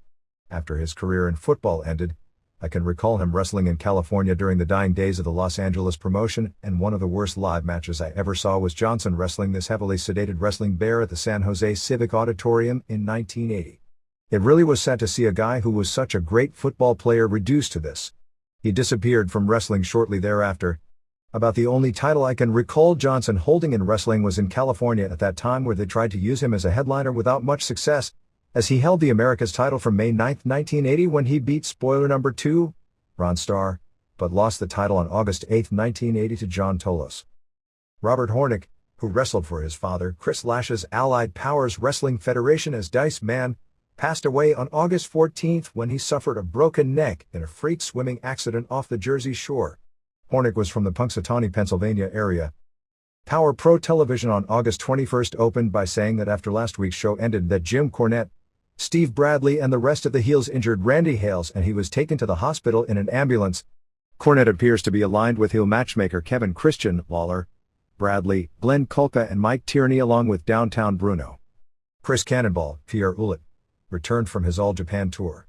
By the way, Cornette's first interview 2 weeks earlier was one of the best interviews of 1999. Cornette did an interview saying Brandon Baxter would now have to work on the ring crew and Wolfie D and Doug Gilbert were suspended for missing TV.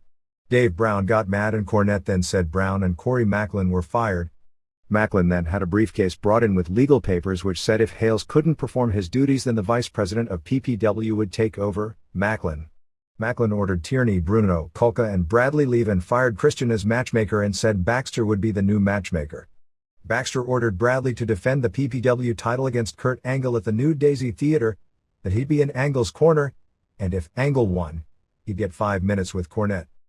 Incredibly Strange Wrestling with its weird wrestling/music nightclub combination performance theater drew a sellout of 1,130 paid to the Fillmore Theater in San Francisco the same night. WCW drew about 5,700 for its house show 6 miles away at the Cow Palace. A correction from last week where we listed the attendance for Pennsylvania Championship Wrestling's King of the Ring tournament on August 14th in Hamburg, Pennsylvania as around 200 when it was 483. Independent Wrestling Federation on October 9th in Nutley, New Jersey at the Parks and Rec Building. Insane Clown Posse worked a Future Wrestling Alliance indie show on August 21st in Pottsville, Pennsylvania. At 3 p.m. that day, ICP, who were performing the previous night in Scranton, Pennsylvania and the following night somewhere in West Virginia, called the building and said they saw about the show scanning the internet and wanted to wrestle. The promotion, thinking it was just a prank and it wasn't ICP, gave them directions. They called 2 more times. At one point, they *69 the call, and got a Detroit area code, and not realizing they were calling on a cell phone with a Detroit area code, the promotion was convinced it was a practical joke. Well, some did and some didn't because they knew they were in New York the previous morning doing Stern. An hour before the show started, their tour bus arrived in the parking lot. After the MTV documentary, Tony Atlas indeed got a promoter's license in Maine. How they give a promoter's licenses to someone with no money makes for an interesting question, and ran his first 2 shows on August 20th and August 21st in Lewiston, Maine, drawing between 150 and 200 in a 200-seat tent and apparently made out okay. Atlas is getting a decent amount of offers to work outside wrestling, to speak at schools, etc. coming off the MTV documentary. The 4th annual Eddie Gilbert Memorial Brawl takes place on October 2nd at Vineland High School in Vineland, New Jersey. There will be a convention in the afternoon and a show that evening, plus a tribute dinner on October 1st at the Ramada Inn in Vineland. Bill Behrens, who syndicates the NWA Worldwide show out of Nashville, is now syndicating a second show called NWA Wildside, which was taped on August 21st in Nashville and will begin on the America One network in early October. Extreme Pro Wrestling is running August 27th in Reseda, California and August 28th in San Bernardino. Nicole Bass will be at the former show. MMA news regarding the UFC September 24th pay-per-view show remains slow. It appears at this point the show is being moved from Montreal to Lake Charles, Louisiana, and there is still only one match announced. Mark Kerr is saying that pro wrestling is not in his immediate plans and he's concentrating on shoot fighting. There was interest in him in the WWF, but it seems to have quelled a little of late. Besides the Nobuhiko Takada vs. Alexander Otsuka main event, Dream Stage Entertainment held a press conference on August 24th for Pride 7 pay-per-view on September 12th at Yokohama Arena announcing other Vale Tudo Rules matches. Enson Inoue vs. Tuli Kulihapai of Tonga, who has a 16-1 record as a pro boxer in his first MMA fight. Bronco Sikatic, the first ever K1 Grand Prix champ in 1993. He's around 43 or 44 now versus Maurice Smith. Daijiro Matsui Takada protege versus Bob Schreiber, who has fought in rings many times. They also announced that Kazushi Sakuraba, Mark Kerr, Akira Shoji, Gary Goodridge, and Igor Vovchanchyn would appear. Kerr has been rumored to face either Francisco Bueno, Vovchanchyn or Goodridge. Kerr versus Vovchanchyn would be interesting because Vovchanchyn has that great record of something like 27-1. His invincibility factor is down in Japan because he lost under K1 rules to Ernesto Hoost. They're looking at doing Kazushi Sakuraba versus Wanderlei Silva, which I believe is a very dangerous fight for Sakuraba because Silva is a strong striker who knows how to avoid takedowns. As usual, most of these matches will probably change over the next few weeks. The lineup doesn't sound like a strong drawing lineup because Takada's rep as a super shooter is shot, and Naoya Ogawa has become the top drawing card, but he won't do the show due to various injuries. The only thing being said regarding UFC's future is that the belief is they aren't going to call for a hearing in Nevada until they know they have the votes, and that right now they don't have the votes to get approved. It's doubtful without the approval that anything will change regarding the pay-per-view situation, and without that change, there can't be any progress. Tony Patara, who lost to Silva at a UFC this year, will face Masakatsu Funaki under Vale Tudo rules on the September 18 Pancrase pay-per-view show from Tokyo Bay NK Hall. K1 ran August 22 at the Tokyo Ariake Coliseum before a sellout 10,370 fans. They had a 16-man tournament, all matches fought with only 2 rounds. Musashi beat newcomer Nob Hayashi, real name Nobuki Hayashi 21, in the finals via decision. Hayashi 21, who is 6'3" and 245 pounds, paid his own way to the Netherlands to train and began fighting professionally there with a 2-2 record. Both finalists will go to this year's K1 Grand Prix tournament, 16 men, which has the first round matches on October 3 at the Osaka Dome before the final 8 tournament at the December Tokyo Dome finals. 2 former pro wrestlers were in the tournament. Yoji Anjo was knocked out in 1/22 of the second round by Kazunari Nakai, who was knocked out in 52 seconds by Hayashi in the second round of the tournament. Mitsuya Nagai lost via decision to Ryuji Murakami, but Murakami's right eye was bleeding, and he wasn't allowed to continue in the tournament, so Nagai got to continue and was knocked out at 3 minutes of round 1 by Musashi in his second match. In the main events on the show, Masaaki Satake beat Gary Goodridge of UFC fame in 2:47 of the third round by destroying his left leg with low kicks. It was pretty much inevitable, with Goodridge having no experience at all fighting this style, that he'd be low kicked to death. Andy Hug beat Maurice Smith via decision after 5 rounds. The main event saw Mike Bernardo knock out Ray Sefo of New Zealand in 1:24 the fourth round.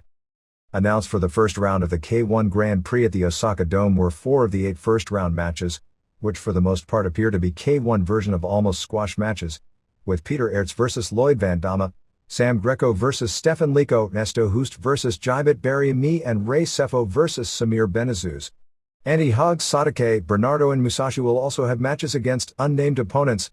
It's likely Satake will face Hayashi, so barring a surprise, the 8-man in the Tokyo Dome Grand Prix will be Aerts, Greco, Hoost, Sefo, Hug, Satake, Bernardo and Musashi, which will have an element of sameness because with the exception of Musashi replacing Francisco Filio, it's the same 8 men as last year. ECW. There is nothing finalized for the September 19th pay-per-view show from Chicago. Tentative plans are for a 3-way dance with Yoshihiro Tajiri, Super Crazy and Little Guido, Rob Van Dam vs. Johnny Smith, if Smith is available and there is time to build it up. Heyman's feeling is that Van Dam needs 4-star matches to keep fans thinking he's another Shawn Michaels, as Smith is the kind of wrestler who can have a great match with him. Just Incredible vs. Sabu, Jerry Lynn vs. Lance Storm, and possibly Tommy Dreamer vs. Steve Corino. Heyman considered Dreamer and Taz vs. Corino and Tajiri, but felt Dreamer may not be healthy enough for a match that would have to be considered as something other than a few quick spots and comedy. A correction from last week. Taz has not signed an ECW contract. Taz was given offers from WCW, although didn't strongly pursue him. He was basically left with the impression that they'd sign him to keep him from going to WWF, but it wasn't a priority to sign people from ECW. His decision to stay, which has been verbally agreed to, is based on the idea that he get a bigger push in ECW than anywhere else and doesn't mind the idea of being a big fish in a little pond. If the WCW offer was overwhelming financially, which it wasn't, he'd be happy being a little fish in a big pond. Heyman said that Taz will have the same deal as Van Dam and said the 7-figure pub in Daily Variety was totally inaccurate but made for good ink for the company. It's apparently a 3-year deal and include full medical coverage for not only himself but his family. The story that reported that it was TNN that anteed up the money to sign Taz were totally inaccurate. Lance Storm had a bruised rotator cuff and will start back in Queens on August 26. Heyman is also negotiating to try and get back Masato Tanaka for another lengthy stay. A correction from last week regarding the attendance at the TV taping on August 14th in Toledo. The building was actually set up for 3,283 people and was full, with a paid attendance of 2,387 paying $53,919. They had a week advance and did paper the hell out of the city the last few days, and Heyman said they expected more of their Detroit fans would make the trip to see the first taping. There is nothing new regarding Mike Awesome, and won't be for a few weeks since he's in Japan. Heyman was on MSNBC on August 20th for a panel discussion on whether pro wrestling was suitable for children. He came off fine, although he looked very tired. Also on the panel were Bert Sugar, who actually came off making sense, which may say something about the rest of the panel, Dan Cole, a Minneapolis DJ on fan who didn't have a clue and said Baywatch makes wrestling look harmless, and tried to say wrestling wasn't bad for kids because it wasn't as bad as the Reginald Denny or Rodney King beating, as if that is relevant to anything, and Bob Peters of Morality in Media, who had some valid points but his delivery is so over-the-top reactionary that nobody could take him that seriously. Bubba Ray and Devon Dudley over the weekend were still telling people that since they hadn't signed the WWF contract, they'd be willing to stay if Heyman would offer them a contract.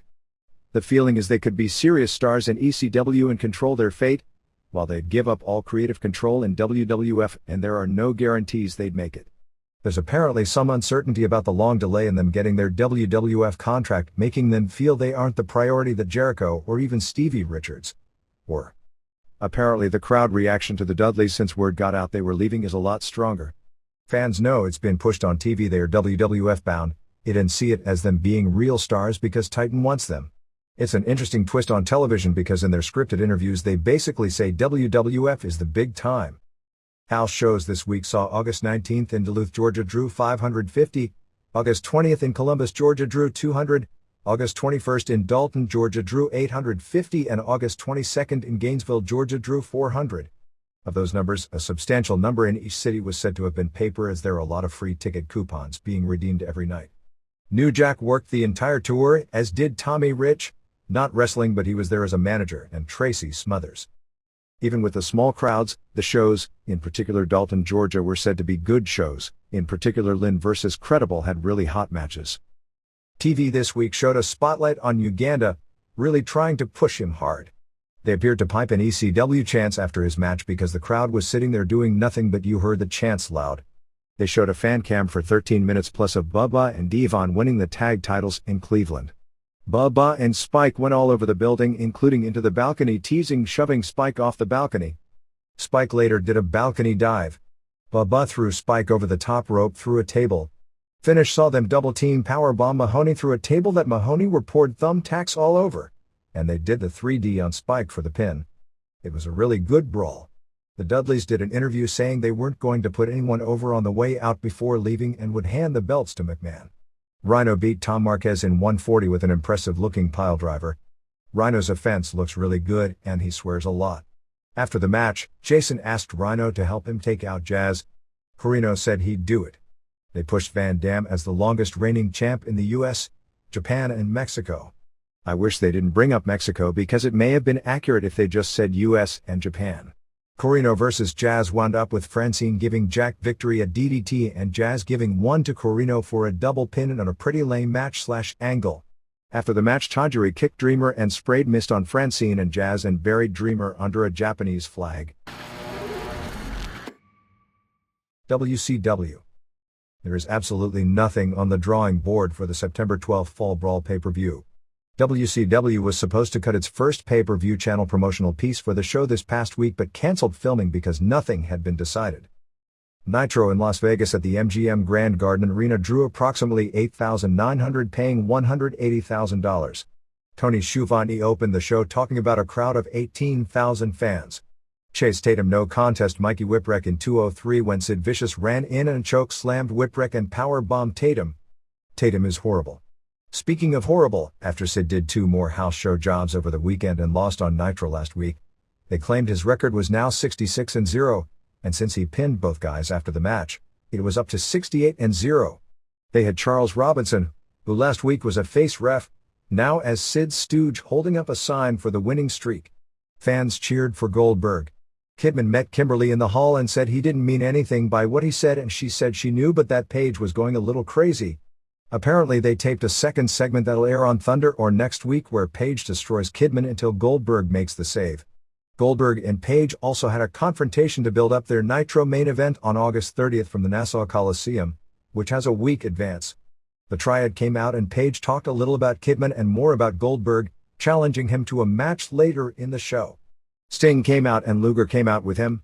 Luger was wearing loose clothing and long sleeves and with his ego, that means he's not in good shape yet. Just the fact he wore a shirt to begin with pretty well says that. Luger said Sting shouldn't trust Hogan. Mike Tenay interviewed Eric Bischoff, who was driving a Hummer, I guess he must be the driver of the Hummer, who said the internet rumors were false and he's not going to be named president of WCW.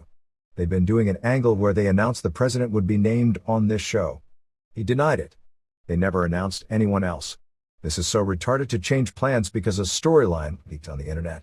While news travels faster than ever, after being at the Cow Palace, and this went for the other two house shows this weekend where almost nobody knew Hogan vs. Hart was taking place, and if they did, it actually might have sold some tickets, particularly in Los Angeles. It was literally a shock to see outside of ECW just how few people in the grand scheme of things. And when it comes to the mass audience on television, the percentage has to be far smaller. Really have a clue what's going on? Hogan's reaction of late should be all the evidence you need of that. To change plans based on word getting out is so retarded, but all promotions do it because that need to swerve in people who run wrestling companies seems far greater than the need to improve business. Anyway, I suspect he'll be named president in a few weeks. Bagwell pinned Miller with the blockbuster in 3:47. Luger came out again. Goldberg vs. Page never got going. Bigelow hit Goldberg with a garbage can, but he no-sold it. The Triad took over on Goldberg, who made his own comeback and absolutely killed Canyon with a spear, and Page ran off. Goldberg then challenged Page to a match in New York. They aired a music video of the Rednecks singing Good Old Boys. The first song was cute. This one is so lame. They did a video of a Lodi-sponsored Nitro party. They might as well have put a crawl on the screen saying turn on Raw fast. Lenny Lane retained the Cruiserweight title going to a no contest with Juventud Guerrera in 7:39 when Sid ran in. When walking to the ring, Lane said that everybody needs a blow pop. Juvie was wearing baby juice on his tights, I'm assuming for his baby son. Lane did a spectacular spinning moonsault off the top to the floor. Match started strong but dragged a little because the crowd was dead all night. It was real obvious Lane can't carry a match yet. Guerrera delivered a power bomb off the ropes when Sid came out. He had to wait for Juvie to do the Juvie driver and then power bombed Juvie, Lenny, and Lodi. He pinned all three. Robinson then said it was up to 70-0. Yup, it gets even funnier. 68 plus 3 now equals 70. All three had to lay there pretending they were dead for far too long while Sid cut an unintelligible promo on Goldberg. The Rednecks came out to sing Good Old Boys. Didn't we just see the video? It was the single worst lip sync job in history, and the fake guitar playing was so unbelievably bad it made for camp comedy. Knobs and Barbarian and Morris beat Malenko and Saturn and Douglas when Steiner interfered and bulldogged Saturn off the top, and boy did that look nasty, and Knobs pinned him after a splash in 4:46. Benoit ran in and challenged Steiner for later in the show. Mysterio Jr. and Kidman beat ICP in 4:23 when Vampiro interfered and clotheslined Shaggy and Kidman pinned him. Shaggy takes good bumps and it was a good match. Shaggy got right up from the pin and they did a 3-on-2 on Mysterio Jr. and Kidman until Eddie Guerrero ran in and the heels walked off. Guerrero challenged Vampiro for later in the show. Okerlund interviewed Hogan. Hogan got booed, not heavily, but booed a little when he talked about Sting. Benoit no contest Steiner for the US title in 5:30 when Steiner pulled Charles Robinson on top of him and Benoit came off the top with a diving headbutt onto Robinson. It had been the best Steiner match in a long time up until that point, which is more a compliment of how good Benoit is. Steiner grabbed the title belt, but before he could use it, Saturn ran in. Sid came out and chokeslammed Saturn and they gave Saturn a double-team powerbomb. This doesn't count in the winning streak because the streak only involves cruiserweights and jobbers. Actually, the streak is legit and they are understating the real number. But it's not a winning streak, it's a streak of consecutive bad matches and it dates back to the 1996 Survivor Series in Madison Square Garden. Benoit grabbed the belt and cleaned house. Benoit did an interview, and his interviews are getting better. But it was so bad when he tried to get the crowd to chant Revolution and nobody would. Somebody say hootie hoo. The Wyndhams beat Harlem Heat to win the tag titles in 4:31. T used the missile dropkick on Kendall, but the ref was distracted and didn't count the pin. Hanig clocked T with a cowbell and Kendall pinned him for the title switch. Stevie Ray was beyond bad, but Barry was giving him quite a run for his money in that department. T versus Kendall was good. There were probably 5 million, well, okay, 2.8 million people watching shaking their heads at that title change. Vampiro pinned Guerrero in 4:23 when Vamp dropped Eddie into bonking heads with Shaggy and he was pinned. Very good match, although Guerrero was mad Vampiro didn't sell enough for him considering Guerrero was doing his second TV job in a row for him. Hogan vs. Sting was an 80s style match and kind of boring. Shuvani was screaming like the match was an all-time classic. Only in WCW do guys actually have all-time classics and the announcers don't put the matches over, but they do put borefests like this over. Schiavone's nose was longer than the stem of the state of Idaho by the end of this. He talked about the crowd going crazy when they sat there. He talked about how much Hogan was being cheered when he was met with a mixture of slight boos and indifference. He talked about how much Sting was being cheered when he was met with indifference. Hogan missed the leg drop after the Superman comeback. After seeing this spot live, if Sting had put on the Scorpion, there would have been a big pop, and Hogan booked that over the weekend, and it worked. So instead, Sting went for a Stinger splash, ran into a boot on the second and missed completely on the third. Sid and Steiner ran in for the no contest at 11:33. Fans were groaning again. Goldberg and Luger ran in for the save, and Hogan offered Sting a title rematch. During the week there was still consideration to turning Hogan, and even discussion of turning Sting. This would be the worst possible time in the history of the company to do so, so knowing WCW, it'll probably happen. Kiss played in concert, people switched stations as quick as they could get off their couches, and all the suspense was answered when Bryan Adams was introduced as the Kiss Warrior. Originally the Douglas turn was to be in Sturgis, but since people saw it coming, they decided to hold it off indefinitely. They already had Douglas vs. Malenko match booked at most of the September house shows. Zane Bresloff, who promotes the WCW house shows, signed a 5-year contract renewal. On August 16, Kevin Nash did an autograph signing show in Denver, which is no big deal since he does them all the time. However, it was being advertised in Denver for several days before the pay-per-view, which basically gave the finish of the match away to anyone with half a brain in that market. The other thing about that deal is that by contract, the wrestlers technically aren't allowed to do these things without company permission, and 99% of the time everyone looks the other way. Sometimes, for whatever reason, guys are picked on in enforcing this, but Nash did it in Denver, which, except for Atlanta, is the one city it would for sure be discovered. During midweek, there was a ton of talk about Bischoff's position being tenuous, but at this point the storm seems to have blown over again. Within the office and among the wrestlers, because it's a Turner company, there have been diversity meetings as it regards race relations. Things were okay in the office until the No Limit Soldiers vs. Cowboys angle, because the office is basically made up of country music fans and African Americans, and the angle somehow polarized the office personnel. 2 weeks ago, one of Bischoff's secretaries wrote a very nasty racial joke on her computer and emailed it to some of her friends, but apparently either pushed the wrong button and emailed it to everyone, both black and white, in the office by accident, or somehow everyone in the office had read the joke. When she wasn't fired for the joke, there were a lot of complaints about how racial harmony was made out to be such a big thing in the company, and by not firing the secretary it sent a powerful message. Roddy Piper is currently doing a movie in Canada. Bret Hart filmed a commercial for Esso Gasoline in Toronto on August 23 with Wayne Gretzky. Robbie Kellum will be coming in as a piano player doing a Liberace gimmick. One of the reasons Bagwell got mad at the pay-per-view was because they wouldn't let him use his blockbuster finish on Miller. Apparently the complaining worked because he got to on Nitro. Nothing new on Flair. Internally there is a lot of talk that he's finished with the company, but everything is in the same state it was. Thunder on August 19 in Lubbock, Texas opened with Psychosis vs. Silver King going 3:39 before Sid destroyed both of them. Sid said in his interview that backstage someone compared him to Babe Ruth and Michael Jordan. Whoever uttered Sid's name in the same breath as them deserves to be suffocated.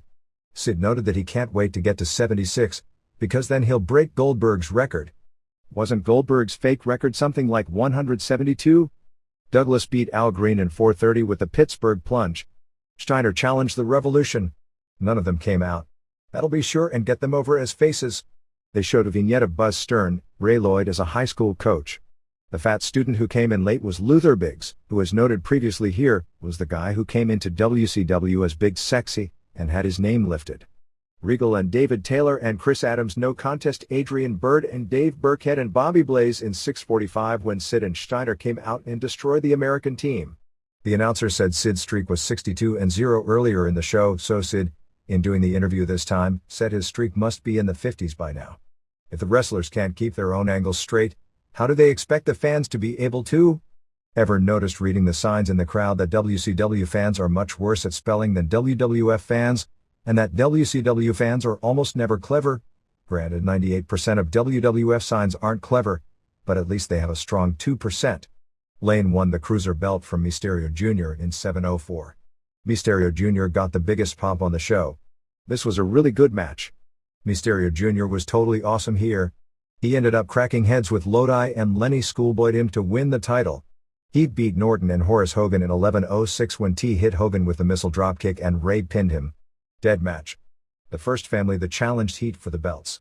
That's another taped match that's going to have to be edited off next week's show. They announced tryouts for a new Nitro Girl. Main event saw Saturn over Steiner via DQ in 8:03 when Sid interfered and Benoit made the save. It was one of those clumsy endings because the match ended too early and they had too much time to fill before TV time ran out. Taped for April 26 were Sid over Public Enemy, Mysterio Jr. and Eddie, and Kidman over Wyndham's and Duncombe Jr., Miller over Prince Iaukea. Heat kept tag belts, which they lost before this was supposed to air, so this won't be airing unless they edit out them coming to the ring with the belts. Over Morris and Knobs, DDP over Chavo Guerrero Jr., Malenko and Douglas over Disorderly Conduct, and finally Sid and Steiner over Benoit and Saturn. Nicola Roberts, who was a very well-known valet as Baby Doll in the mid-80s, who grew up and now lives in Lubbock, was at this show. Chavo Guerrero Sr. was at the Las Vegas show trying to get a job with the company. Savage's contract expires at the end of the year. Apparently the Deadpool name didn't come from Raven ribbing based on things people were saying about him. Dave Thomas, not that Dave Thomas, but a guy who used to write Second City TV out of Canada, which is the troupe John Candy came from, is a name thrown around as becoming a new scriptwriter. Major dates for November and December: November 1st Nitro in Minneapolis, November 8th Nitro in Indianapolis, November 9th Saturday night tapings in Champaign, Illinois, November 10th Thunder in Fort Wayne, Indiana, November 15th Nitro in Little Rock, November 21st Mayhem, instead of World War III, pay-per-view in Toronto, November 22nd Nitro in Auburn Hills, Michigan, November 23rd Saturday night tapings in Toledo, November 29th Nitro in Denver, November 30th Saturday night tapings in Colorado Springs. There is also an England tour, November 12th in London, November 13th in Birmingham, and November 14th in Manchester. December 6th Nitro at TWA Dome in St. Louis, December 13th Nitro in New Orleans, not at Superdome but New Arena, December 14th Saturday night tapings in Monroe, Louisiana, December 16th Thunder in Jacksonville, December 19th Starrcade at MCI Center, December 20th Nitro in Baltimore. December 27th Nitro in Houston, December 28th Saturday night tapings in Beaumont, Texas, and there is talk of adding a December 31st pay-per-view show, and the decision probably will have to be made in the next week or two. House shows for the week were August 17th Saturday night tapings in Casper, Wyoming drew 2,001 paying $42,273, August 18th in Amarillo, Texas drew 5,254 paying $103,070, August 19th Thunder in Lubbock, Texas drew a sellout 6,359 paying $128,860. August 20th in San Francisco, Cow Palace drew 5,605 paying $136,245. August 21st in Reno, Nevada drew 5,754 paying $127,078. August 22nd in Los Angeles at the Forum drew 6,818 paying $164,830. Amarillo was supposed to be headlined by Flair vs. Booker T, and they brought in Norton as a sub for Flair, and used David Flair vs. Bagwell as the main event. I saw that match in SF 2 nights later and it was hideous. The SF, Reno and LA advertised main events were Hogan and Sting vs. Savage and Sid and Flair vs. Goldberg, and for those matches, those houses at those buildings show the state of things.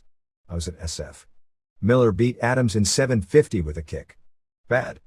Knobs and Barbarian beat Disorderly Conduct in 9/11 of a dud match. After the match, Sid destroyed Conduct and challenged Sting to a match. Everyone then chanted Goldberg. Hart challenged Hogan.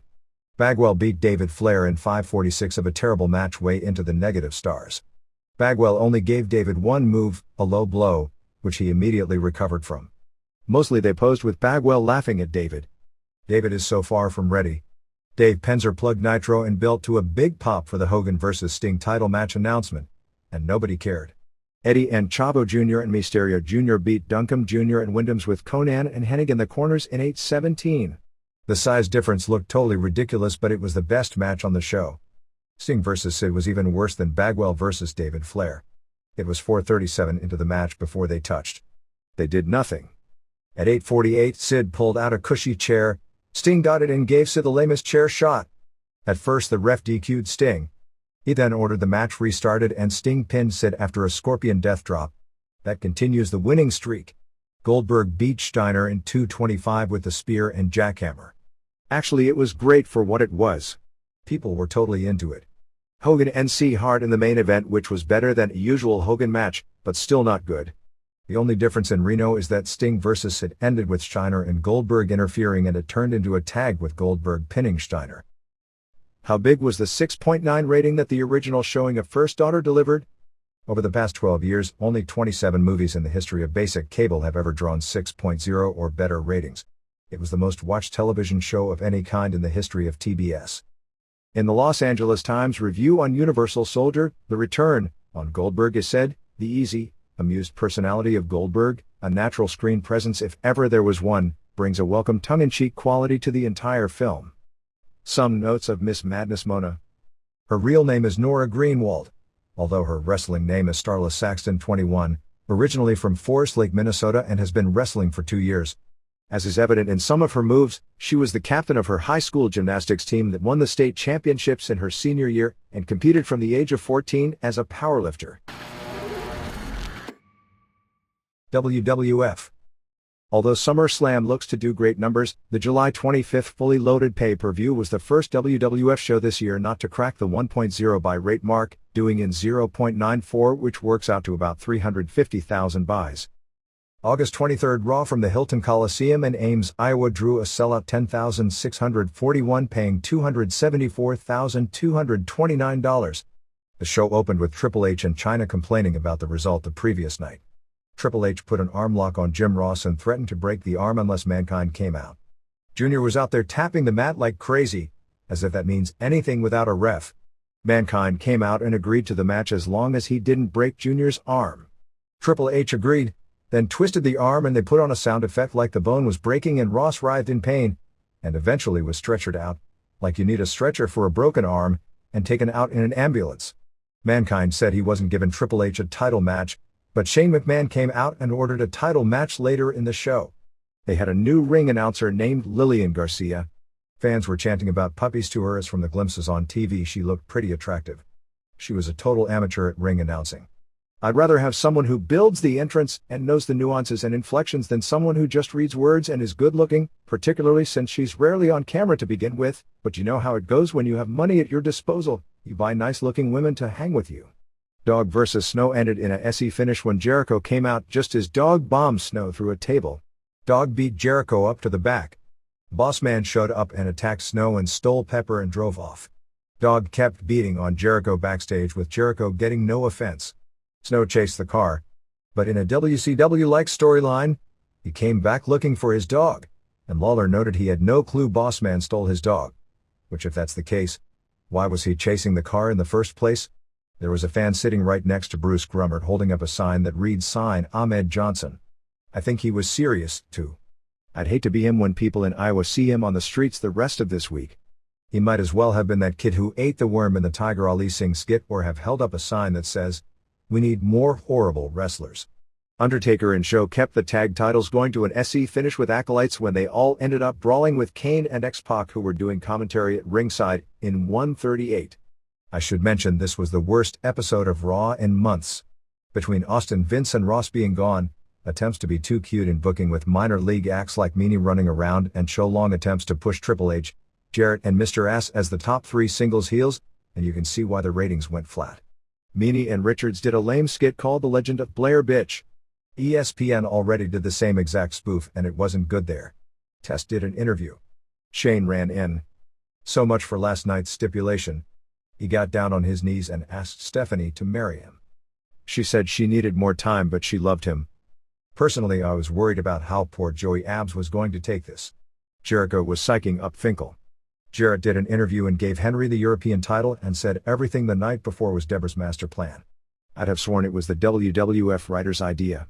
Jarrett brought out Miss Kitty, Lawler's real-life girlfriend Stacey Carter, to be Deborah's assistant.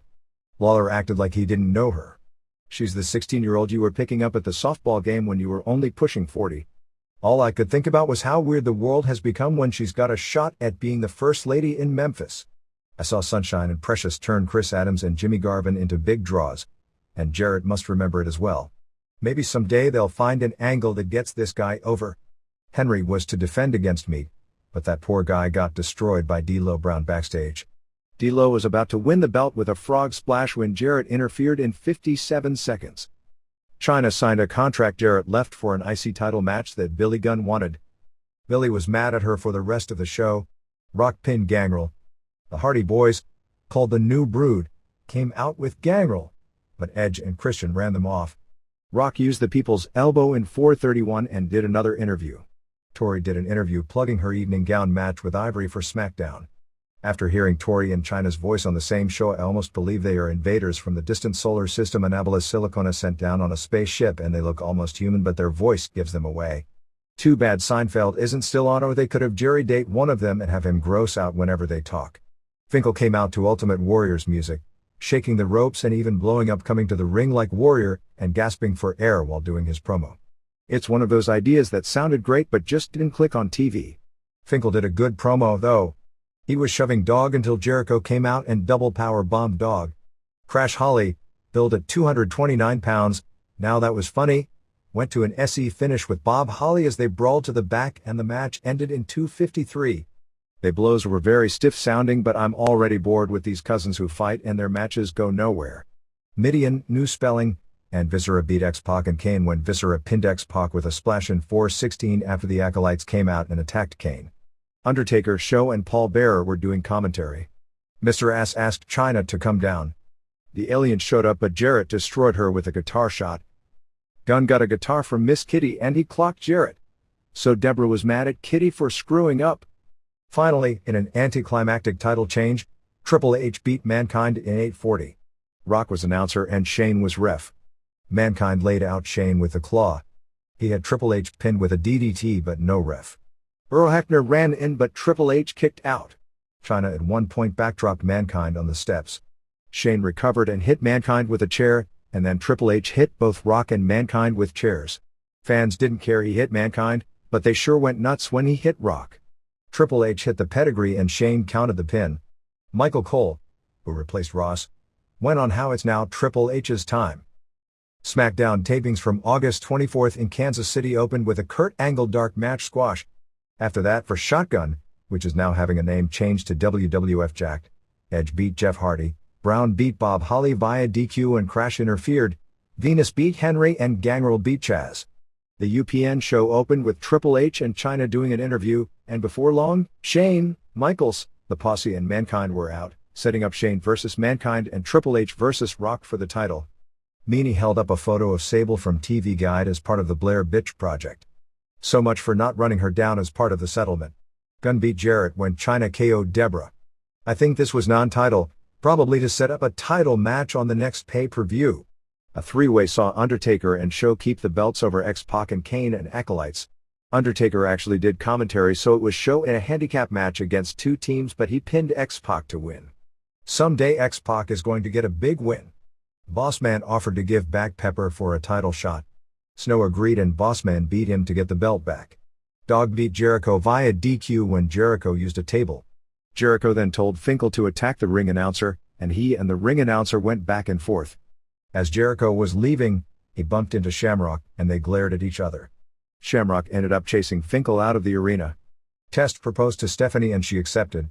Maybe they can get married, move to Hooterville and get their own spin-off show on TNN when Roller Jam goes down the tubes. Shane and Posse attacked Test. What a wedding this is turning into. I wonder if Vince, by contract, is not allowed to attend his daughter's wedding if it's on a WWF television show before the angle that brings him back. Somebody call McDevitt to figure out how he's getting out of this one. Shane then pinned Mankind when Triple H interfered. Tori wanted to come out topless for her evening gown match with Ivory, but Tony Garia, sensing she was a space alien, ordered her to wear a top. She beat Ivory. Hopefully it was short. The match, that is, not the dress. Meanie found Richards dressed up like Sable. Show ended with Triple H beating Rock when Shawn Michaels turned heel on Rock, so they are hoping Michaels' incredible ability to generate heel heat can somehow provide the rub for Triple H to be the top guy. As of this past week, WWF The Music has sold 1,024,818 units. Rena Mero was on MSNBC. Of course she said nothing relevant. Everyone is going on and on about Jericho drawing a 7.3 rating on the August 16th Raw. I wish it was true, too, but virtually the entire Jericho segment was in the quarter that did a 5.7. Only about a minute was in that big quarter, which was drawn by Chyna versus Triple H more than Jericho. Don't worry, he'll be a big ratings draw soon enough. Jericho's in-ring WWF debut was on August 21st in Winnipeg, and it wasn't planned. In what turned into a pretty big local story, Rock, who was the headline act against Bossman in a nightstick on a pole match, didn't appear. His plane, that D'Lo Brown was also on, leaving Miami was delayed when a nut ran out on the runway saying he was homesick for Cuba. Police arrested him 3 hours later, but it caused Rock to miss his connecting flight from Chicago to Winnipeg. They announced early in the show that Rock wouldn't be there due to transportation problems and offered refunds, and about 60 fans left, which is an unusually high number in these situations. Many more fans complained that the sound system was so bad they ever heard the announcement. It was funny in the local papers because Shirley Porteau of the Winnipeg Arena said it was the WWF sound system that they bring with them on tour, while Tim Smale of the WWF claimed it was the Winnipeg Arena's lousy sound system. Anyway, when Bossman was running down Winnipeg, Jericho, scheduled just to make an interview appearance, confronted him and set up a main event which Jericho won. There were a lot of negative stories since besides Rock and Brown, Deborah. Since Austin wasn't there, Dog also were advertised and not there. Titan officials weren't happy with Vic Grimes. He told friends that he couldn't punch good in the suit they had him wearing and he slipped off the ropes wearing street shoes instead of wrestling boots. Anyway, he wasn't at the tapings at all this week and the character may have been dropped for now. Rock on the WWF website responded to Road Dogg's comments that actually were in the Richmond, Virginia newspaper about a month ago, but somehow became big news in wrestling everywhere when they were reported here, saying that he was simply jealous. The only house show of the week was Winnipeg at $12,591, paying $314,405 Canadian.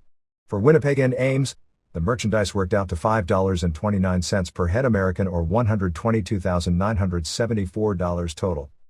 U.S. pay-per-view schedule for the next year, so mark these dates down, are No Mercy on October 17th, Survivor Series on November 14th, Armageddon on December 12th, Rumble on January 23rd, No Way Out on February 27th, Mania on April 2nd, Backlash on April 30th, Judgment Day on May 21st, King of the Ring on June 25th and Fully Loaded on July 23rd. Over the first 6 months of 1999, All Pro Wrestling generated $140 million on pay-per-view as opposed to $120 million for boxing.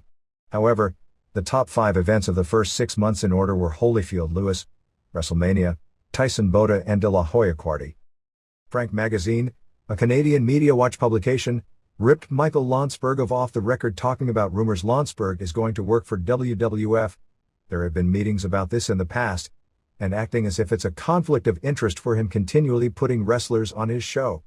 They ripped Landsberg for a series of padded questions to McMahon concerning the current product and the death of Owen Hart. They must not have seen the show they were ribbing him for because Landsberg did a tremendous job on that show, although I can't say the same for his subsequent 2 shows with Vince and Linda and Shane and Stephanie.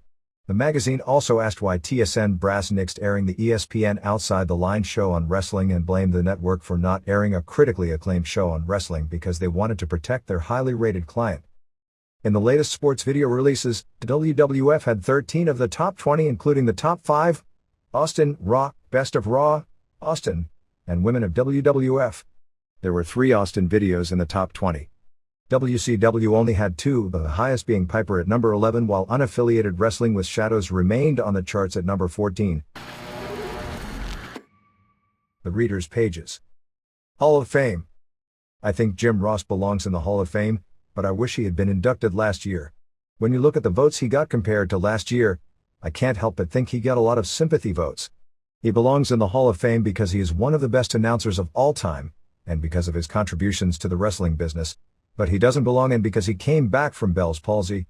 I don't think Eric Davis is going to be inducted into the Baseball Hall of Fame because he came back from colon cancer or Jim Abbott because he is handicapped. They might get inducted because of what they did on the field. Again, Ross belongs, but there is no place for sympathy in Hall of Fame voting. I would suggest that Michael Hayes and Terry Gordy be put on the ballot next year as the Freebirds. Both wrestlers got a respectable percentage of votes in the last 2 years, but both are probably on the bubble as individuals. The Freebirds as a team to me should be a shoe-in. I think Ken Shamrock is one of the more interesting debates. The debate comes down to interpretation and definition. To me, UFC and Pancrase are not forms of shoot wrestling because they allow striking and kicking. So I say no to Shamrock. But if a person does consider them as shoot wrestling, then he does belong. If I had a vote, I'm not sure if I would vote for Carlos Colon. Certainly I wouldn't this year. But I don't think voters should hold anything against Colon for bringing back Jose Gonzalez. As terrible as this sounds, business is business. It was a good business move. Unlike O.J. Simpson, Gonzalez's reputation wasn't as tarnished. Then again, that does seem terrible, doesn't it?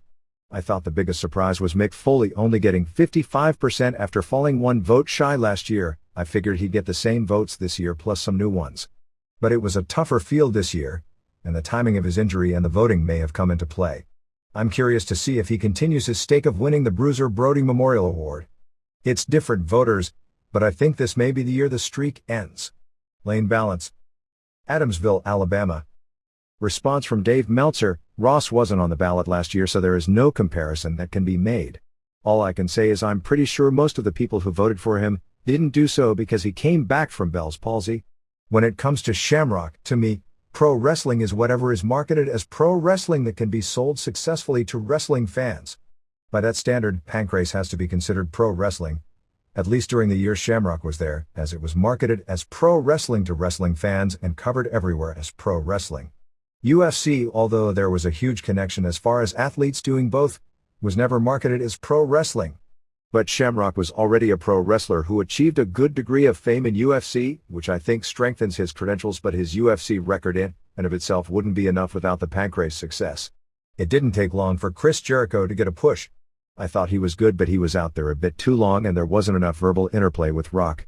Can you imagine if WCW signed someone from WWF that he'd get pushed right away like that? Well, unless they're Dennis Rodman. I can't argue much with your Hall of Fame choices. Getting into the Hall of Fame is going to be as tough as getting into the Baseball Hall of Fame, complete with Carlos Colon, the Pete Rose. I think you might have undersold Lou Albano.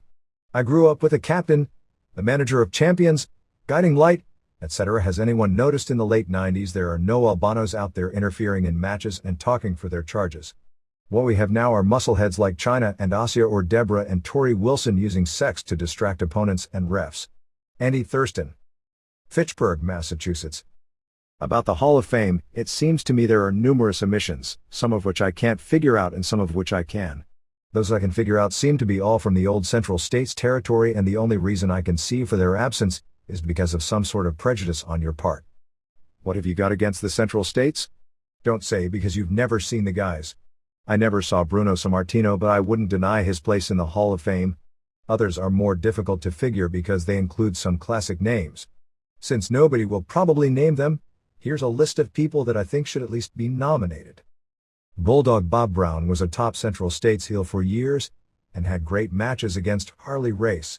The Viking was a great Central States face, known for his thumb to the throat. Rufus Jones was one of the most popular draws ever in the area. Danny Little Bear was every popular in the 70s. Omar Atlas was an early high flyer and very popular in this area. The Kangaroos were one of the most popular teams of the 50s and 60s. The Interns were a great heel team. Percival A. Friend as a manager along with Dr. Ken Ramey. Pinky George and Bob Geigel as promoters. Jack Brickhouse, the former Chicago Cuba announcer, was on a par with Dick Lane. Bill Kirsten was popular in Kansas City. Dennis James, the game show host, was a wrestling announcer in the 40s and 50s and carried chicken bones to emulate legs and arms breaking. Bill Baldwin, a Los Angeles newscaster, actor, and wrestling announcer. Finally, although he was never a pro wrestler, I think Dan Gable should at least be mentioned. Greg Robertson. Des Moines, Iowa. Response from Dave Meltzer. I saw a lot of the names you mentioned. There were a million local territorial stars in wrestling dating back to the beginning of time. Bob Brown was a good small promotion heel, but he was mainly a mid-card wrestler in St. Louis. Since people like Dick Murdoch and Wahoo McDaniel seemed to be the cutoff, Brown was nowhere near their level of a star, or was he in Murdoch's or Wahoo's league as a performer. Viking was never a major star. Jones was popular in a lot of territories but not a huge star, and he was a poor performer. Little Bear was not a major star. Omar Atlas was never a major star. The Kangaroos are already in. The Interns were a famous tag team in a lot of places, but nowhere close to Hall of Fame caliber. I never saw Percival Friend, but he was never a big deal outside of Kansas City. Ken Ramey was a great heat-getting manager, but nowhere close to a Hall of Fame performer. The Central States were never a big money promotion, so Geigel and George shouldn't be in as promoters. Jack Brickhouse was a legendary baseball announcer who did wrestling, but I never heard anyone say he was a great wrestling announcer. Bill Kirsten I saw many times, and he was a local wrestling announcer, no different than 30 other guys in the business at that time. Very few announcers should make it in, and Kirsten was nowhere near the level of those that are in. I saw enough tape of Dennis James to know he became a big television star, but he was a terrible wrestling announcer. As for Dan Gable, he never wrestled professionally. When the Amateur Wrestling Hall of Fame inducts Ric Flair, then maybe we should consider Dan Gable. I'm 43 years old and not part of the suck it crowd. I'm from an era where the fans respected the wrestlers, where the matches and the results of the matches meant something. Wrestlers like Wilbur Snyder, Bill Miller, Hans Schmidt, Wahoo McDaniel, Waldo von Erich, John Paul Henning, Sonny Myers, Ronnie E. Teachison, Bob Geigel, Bob Brown, Jerry Blackwell, and Dick Murdoch. You put most of the big-name stars of the 50s through the 80s against the stars of today, and today's wrestlers would have been eaten for breakfast. Star power is great, but what about ability and heart? These men all had hot periods and big matches. The trouble with this Hall of Fame is most of the recent balloting is done by people with short-term memory and people who watch videotapes. They didn't see the sweat and blood of the past performers who made wrestling a great sport. Baseball has a veterans committee, but the names I mention along with Lord Al Hayes, Terry Gordy, the Von Erichs and the Andersons should all be in. I can see possibly in the future where Chris Benoit, Dean Malenko, Eddie Guerrero and Chris Jericho may not make it in for lack of drawing power and main event status. Ask Thesz Sammartino and Gagne if these men belong. Larry Floyd, St. Louis, Missouri. Response from Dave Meltzer. Thesz is in charge of selections for a pro wrestling wing of the National Wrestling Hall of Fame and hasn't picked any of the aforementioned names, nor do I expect that he will. I didn't send ballots to Sammartino or Gagne, but there were plenty sent to wrestlers from that era who responded. Schmidt got no response when I've asked around of his contemporaries. Miller got minimal response in the balloting the past 2 years. Snyder got some response. Wahoo and Murdoch both were named on a significant number of ballots. Waldo von Erich, Henning, Myers, Etchison, Geigel, Brown and Blackwell would get few if any votes if they were on the ballot. If you break down the members into decades, you'll find fairly equal representation from the 50s, 60s and 70s. With the exception of 2 or 3 borderline guys like Snyder, McDaniel and Murdoch, I don't think there is anyone from that era that would be a bigger star or a better performer than people like Michaels and Hashimoto from this era who haven't made it yet. Aside from maybe a promoter like Al Haft, Paul Bowser or Eddie Quinn or wrestlers like Frank Sexton and Bill Longson, I really can't see anyone who should qualify from before the 50s that isn't already in, and if anything, probably too many are already in from earlier eras. If you break the number of wrestlers down by decade, you'll also see wrestlers from the 80s and 90s as terribly underrepresented, and they work just as hard and in many cases harder than their predecessors. Undertaker, for example, who has never come close to getting in, was a far bigger star than probably half the people or more who are in, and even though I wouldn't categorize him as an elite worker, he has more ability than many of them in already. Ratings. I have a question about ratings. First, just how important are they to the companies? Besides the ability to brag about being the #1 show, what does it mean to the balance sheets? Second, is Nitro in worse, better or the same shape as Raw was during the period it was losing? How do Nitro's numbers compare with Raw's during 1996-98? Leon Atterbury. Brooklyn, New York. Response from Dave Meltzer. Ratings matter financially because ad rates are determined and advertising is sold based on ratings. WWF will probably gross almost as much money on TV advertising this year as it does running house shows, but not as much as it does on pay-per-view or in licensing products. Nitro's ratings currently are significantly higher than Raw averaged during most of the entire history of the show until 1998. MTV. After viewing the MTV show on wrestling, it struck me as sad seeing Tony White. I've met him 7 or 8 times in the dressing room at indie shows and never would have thought he had so many negative turns in his life. Sure, he's not the first and won't be the last wrestler to self-destruct. It was good to see Triple H, Chyna and Billy Gunn talk openly about never being able to turn off the character. Hats off to MTV for such a realistic look at all sides of this sport. Matt Cale. Boston, Massachusetts. I'd like to comment on the MTV special and specifically Tony Atlas. He's unfortunately another type of wrestling cliché. Not a death, but someone who was once on top in the business now struggling. I feel bad for the man. He seemed like a genuine, sincere, good-hearted person who just got caught up in the rock and roll type lifestyle. I'd like to see Vince McMahon or Eric Bischoff sign Atlas to some kind of a position in their company. Wrestling in the ring would probably be out of the question, but a front office type of position would be just fine. I really don't think he was trying to draw sympathy from the viewers or pull our heartstrings. A lot of people don't feel sorry for Tony Atlas because of the Bruiser Brody murder. Yes, he was a witness to Brody being stabbed and he didn't testify in court. He did recant his story to the authorities and feared for his life when asked to testify. A lot of wrestling fans hate him for that. I see no reason why people should judge him because of this. Many people who read this publication are educated wrestling fans, but most of us have no right to pass judgment on Atlas for this. Maybe there are pieces of the puzzle I'm missing. I think Triple H and Chyna won a whole new set of fans after their appearance. They both seemed sincere about what they were saying and doing. It's a shame that the egomaniacal Steve Austin refuses to put anyone, like Triple H, over. Ide Baramani, North Potomac, Maryland. Response from Dave Meltzer. Austin didn't refuse to put Triple H over. You have to protect yourself in this business because when the chips are down, nobody is going to be there to protect you. I just can't see what type of front office position Atlas would be qualified for. There appears to be a murderer walking free who 11 years later is still a regional headliner, and it just seems that a lot of people are so numb by the callous things that go on in this business so frequently that they don't even care about why the guy is walking free and still headlining. Whether it's the clash of titans in the ring or the drama that unfolds outside it, we're here to break it down, match by match, feud by feud. Remember, in the world of wrestling, every day is a battle, and every victory is a story waiting to be told. Until next time, keep the passion alive, and never stop wrestling with the possibilities. This is the Pro Wrestle Machine.